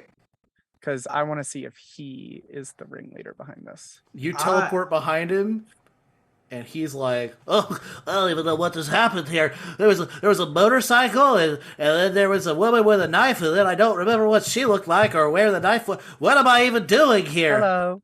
Ah! And it is obvious right off the bat that this dude is not involved. One of the husks that I spored knows where he went, so. But you can see a line of bluebirds in an arrow pointing in a direction as well.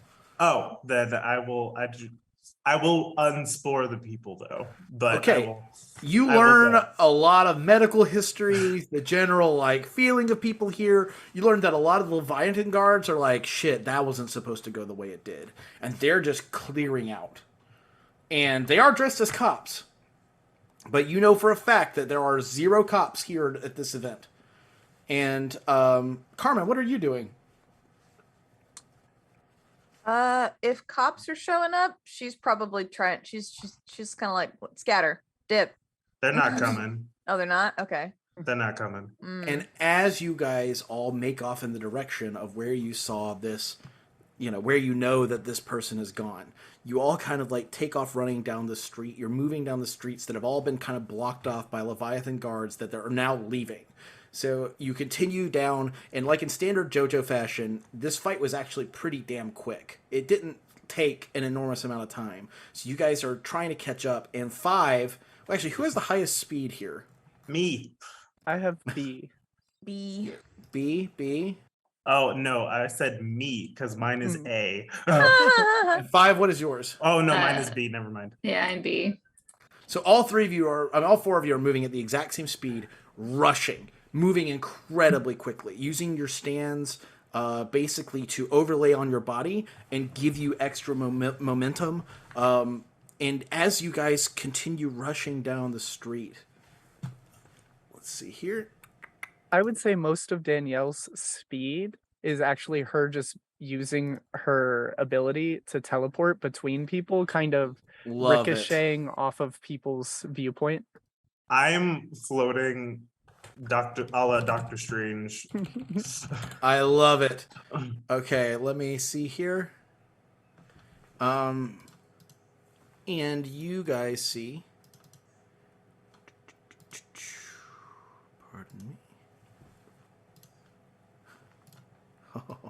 waiting for this. It's got to get some pictures together, so apologize. Oh boy. for that. It's okay. You better get all the pictures together right away. I'm right away. so upset you made me kill Jerry. I'm so. I made you kill Jerry? He ran He into made my you kill knife. Jerry. He ran into Into my my knife knife 14 times. That character art, though, it's too attractive.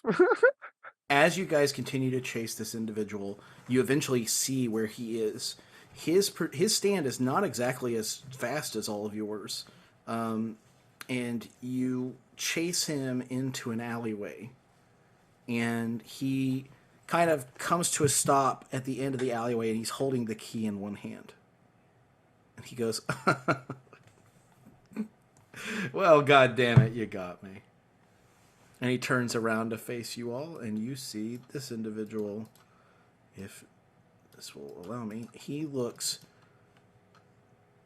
kind of probably around Ilan's age, and he looks extremely tired, like he hasn't slept in days, maybe even weeks.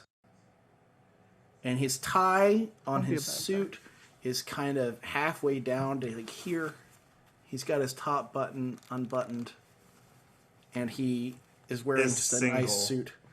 And he is he is absolutely the CEO of Leviathan Multinational. And he looks over at you guys. He's like, I mean, what's there left to say? You got me. You're right. We did. So But- you want to give us the key?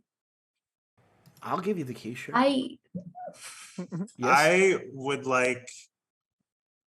want to rush the dude. I want to Okay. spore him. All right. You go to rush the dude. Ilan, do you remember how I told you you'd have to stop one person? Mm-hmm. Oh no. You have to stop 5. Shit. Mhm. And as you do, I lock up Five's body.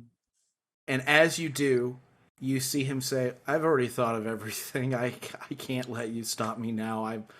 This is far too important. And I know what all of your stands do. And I'm sorry.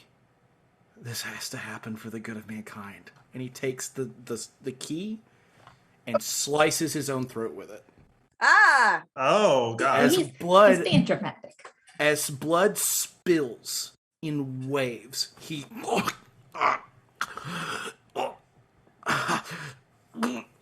and you see his body convulsing as the blood begins to take a form. Mm-mm. Mm-mm. Mm-mm. Mm-mm. Mm-mm. Blood's not supposed to do that. I learned from ancient texts what stands are, and it took me years to find the only metal that can grant someone a stand. If you're not strong enough, it'll kill you. But if you're strong enough, it will grant you power beyond reason. You were all lucky to be born this way, but me, I had to change. And you see the blood filling up into a being that's head looks like, almost like, it's not quite smoke. It's more like a flesh that is constantly being shaped into 2 curling horns. And in between its hands, it's holding a red box like this that is floating in the center. And all of you get a very dark feeling around this individual. And as he does that, he begins to continue speaking. Why should mankind stand behind while so much more can be achieved? Why should we all stand here and be helpless when we could all be powerful, when the world could be safer, when we could all be this way? That's the world I envision. Now face my newest stand. And he wipes the blood, and you see the wound is gone as he grins to you. Imagine and all of you see the city drop from out from underneath you as the world literally splits and breaks into pieces. And as it reforms around you, you are all standing in a tropical forest and do not see him anymore. Can I attempt to final girl to him? You don't see him. Oh, you're trying to get within range. Mm-hmm. Sure. You final girl, and I need you to make a speed roll as you are now falling out of the top of a tree. Oh. As you try to catch yourself from where he's standing, and he looks down and he's like, I already told you, I know what it is you do. So speed 11. You catch a hold of the branches as you are like kind of looking around. You have no idea what he's doing, what his power is, or how he was able to do all of this. You guys, 5, you can smell, this is a real place. He's really here. Like, you are actually in an Amazonian forest. And Carmen, you're standing next to a whole bunch of very heavy trees. Ilan, you can feel fungus all over this place. But, I mean, he just instantly transported everybody to a completely different place. And he leans down to Danielle where you're hanging, and he just kind of rests his chin on his fingers. And he goes, what is it about my presence that makes you so uncomfortable? I made your lives a little bit more difficult. I knew what you were because I've done the research. And when I sent that man to kill everyone you knew, you were supposed to die with them. Why is it that you can't just die when I want you to? Imagine! And the ground bursts out from everybody, and you guys are now in a desert, and Danielle is falling from the sky. And 5, you see that this guy is standing not too far from you in the sand, with the stand standing next to him. Ilan, what are you doing? Can I use my fungus to kind of like, I obviously can't control plants, but if I can get it to kind of coax plants to cushion the fall enough that she doesn't... we'll say some of the plants come with you as you pull your stand around them, and there are a bunch of plants now kind of growing out of the sand to try to catch her. 5, Carmen, what are you guys doing as Danielle is plummeting? Carmen will have taken up position in Danielle's trajectory, I suppose, and picked up a scoop of sand, and she's pulling her hand up, and she's just kind of waiting for the right opportunity. Between the two of you, as Danielle touches your hand, she becomes as light as a handful of sand. Your arm lurches down to the ground from where you are now holding all of Danielle's weight, and the cushion of the plants are the only thing that keeps Danielle from breaking more than her leg. Woo! Oh, and thank you. 5, what are you doing? Does 5 still have all of her birds? Yes, all you notice that anything stand related with you guys comes with you. Okay. Just the dog and her birds. I guess she's just gonna rush him. She's gonna get the birds to sort of surround him in like a nice little bird vortex. You know, Okay. when you get stuck in a bird vortex I've been out in the there. desert. Done that. Oh, we've all been there, sweetheart. She's gonna do that. She's gonna bird vortex him, and she's gonna give him a chomp because she's a dog, and dogs do a chomp on a man. Make me a roll. Non-brain. 3d6 chomp damage. God, woo, boy. God. You burst through the birds and you go to chomp him, and he snaps, and he is basically like instantly the ground disappears around all of you and reappears, and there is a you guys are standing on a freighter out in the middle of the ocean, and you kind of like grab a hold of a pole between the two of you, and it bursts it into birds. Would you say that a man who spent a bunch of time researching shit, would you call him a scientist? Oh, absolutely. Great, that's a +1 then. So we would escalate. Okay, let's escalate them. Oh. All right. The sounds of the dice roller is stressing me out.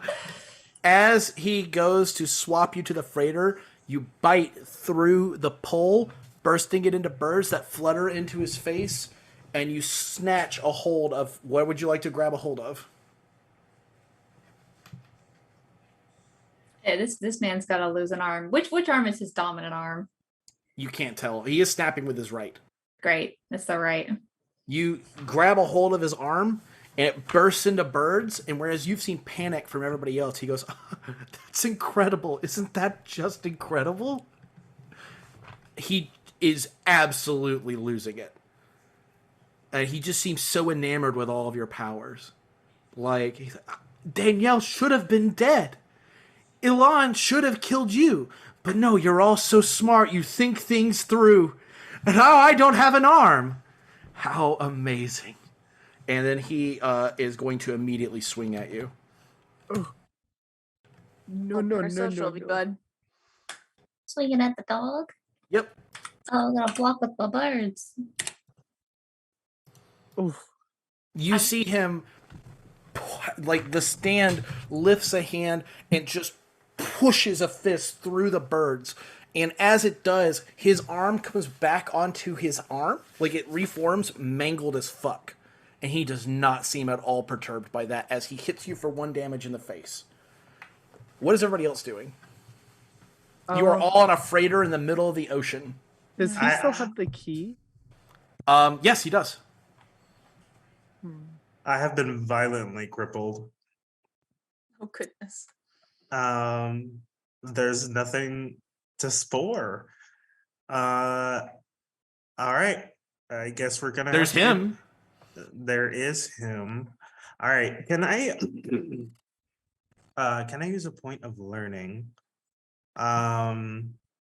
Oh shit! It got real fast.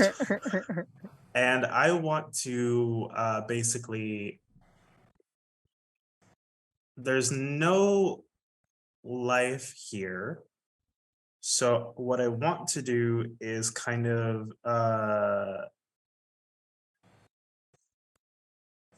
fungus doesn't die. So not in the way that people think of.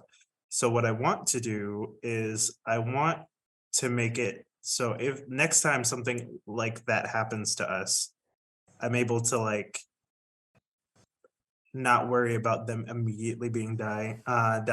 Like one free, you're not dead. Like a jail free card, but you rise back at 1. Like if something happened to your projection, instead of it wilting away, it would regrow, sort of thing, or no, I mean like the spores inside of my companions. Oh, I see. Like almost a way to keep them from not being removed From the fight. Yes, I love that. So if they go down, your new power is you can get them back up. Yeah, because I don't know where next he's gonna drop us into a volcano, and I'm stressed. All right. Yeah, this power is brutal. I know we're not in the bizarre field, but can I still lay a secret action? Absolutely. Cool. Do you want me to type it out? If you want to tell me what it is, that's fine. This is outside of initiative. This is more of a narrative fight than anything.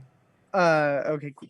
Because then I'll just say it triggers the next time he tries to teleport us, or Okay. in the middle of him teleporting us.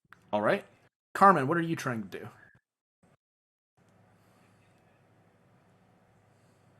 I'm looking for like very like something other than the actual freights or the You are on storage the containers. freighter itself.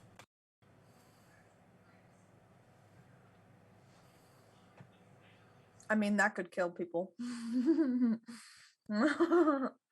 Oh my god. Okay, so how far away is CEO from He's Nice about to see. running distance from you. Okay, cool. Yeah, I'm gonna be booking it in his direction. You start booking it towards him as he swats 5 out of the way and looks up at all of you, and he shakes his head and he's like, Carmen, what is it you're trying to do? I can just move you somewhere that things aren't going to work for you. I am beyond you all now. And do it. What are you doing, Carmen? She's going to with the raising of her last step before she collides with our opponent, she's going to transfer the weight of the storage container under her feet if there No, you are on the freighter itself. We're on the freighter itself. Is there going to be is there one like nearby? There is, yeah. There's lots of them. Cool. She's gonna like reach out, grab it, and then trade herself weight with that, and then try and basically pin him down. Make me a power roll Woo! as you become as heavy as a fucking loaded. And his arm is fucked, by the way, from where he punched those birds. I shouldn't have punched those birds. Why 11. would you punch birds? You punched It's the a bird dick so you move. could punch a dog. That's why. We're Wow, talking double Deku in My Hero Academia season 1 fucked up mangle arm. Okay.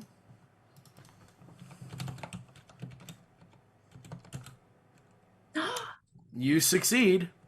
As you do 1 damage to him, you grab him and slam him. But the reason you don't do more damage is he snaps with his busted ass arm. He snaps. And you are basically shoving him into, we'll say, the mud of a swamp. Danielle, what are you doing?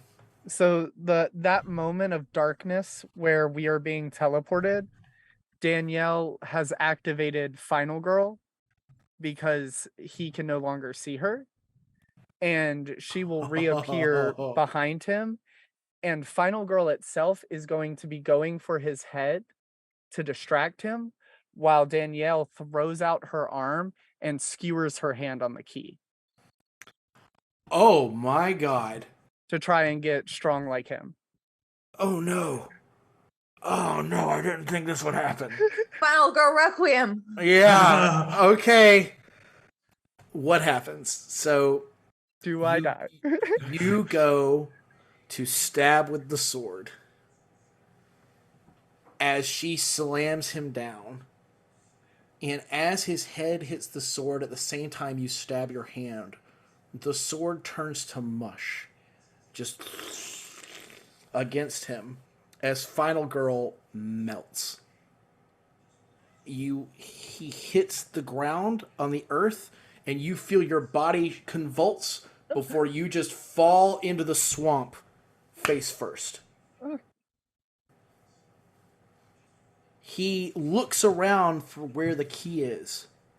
And for the first time, you guys see him panic. Where is it? Where is it? As you're holding him by the throat. Let me go! Where is it? Imagine! Imagine! Why is it working? As Danielle lifts herself back up. Your stand is no longer Final Girl. Instead, Final Girl raises up. And you see his mask has changed.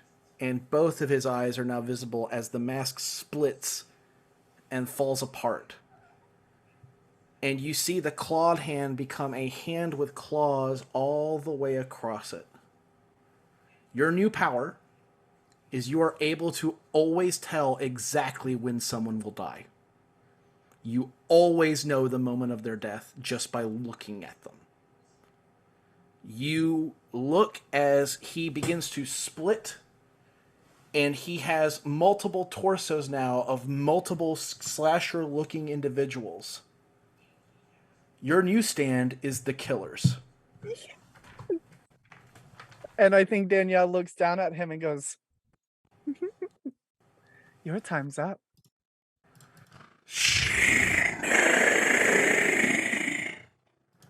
And all of them lift up as you pick up your Bowie knife and you stab into him. Yeah. The world splits apart around everybody as his stance powers stop working. They all warp you back together into town where Neil is waiting where you guys were. Trying to figure out where the fuck y'all went. Oh, hey, Neil. Yes. Ilan, what's up? Now that he's human again, I am going to who's seen Annihilation? It's very important. I know the guy who wrote it. So in Annihilation in the movie, there's a scene in a bathtub. I'm doing that to him. That's a nightmare. I mean, not the bathtub, the scene in the pool. Yeah. You guys see fungus roiling up what's left of his body where he's been stabbed, and he's shaking as multiple stabbing into implements have been pushed into his body. He begins to shake as he feels the fungus rolling up his form. As Sorry. you guys watch him scream, it pours into his mouth and forms over his entire body. I don't like it. Jack Lennon retired just on time, Danielle.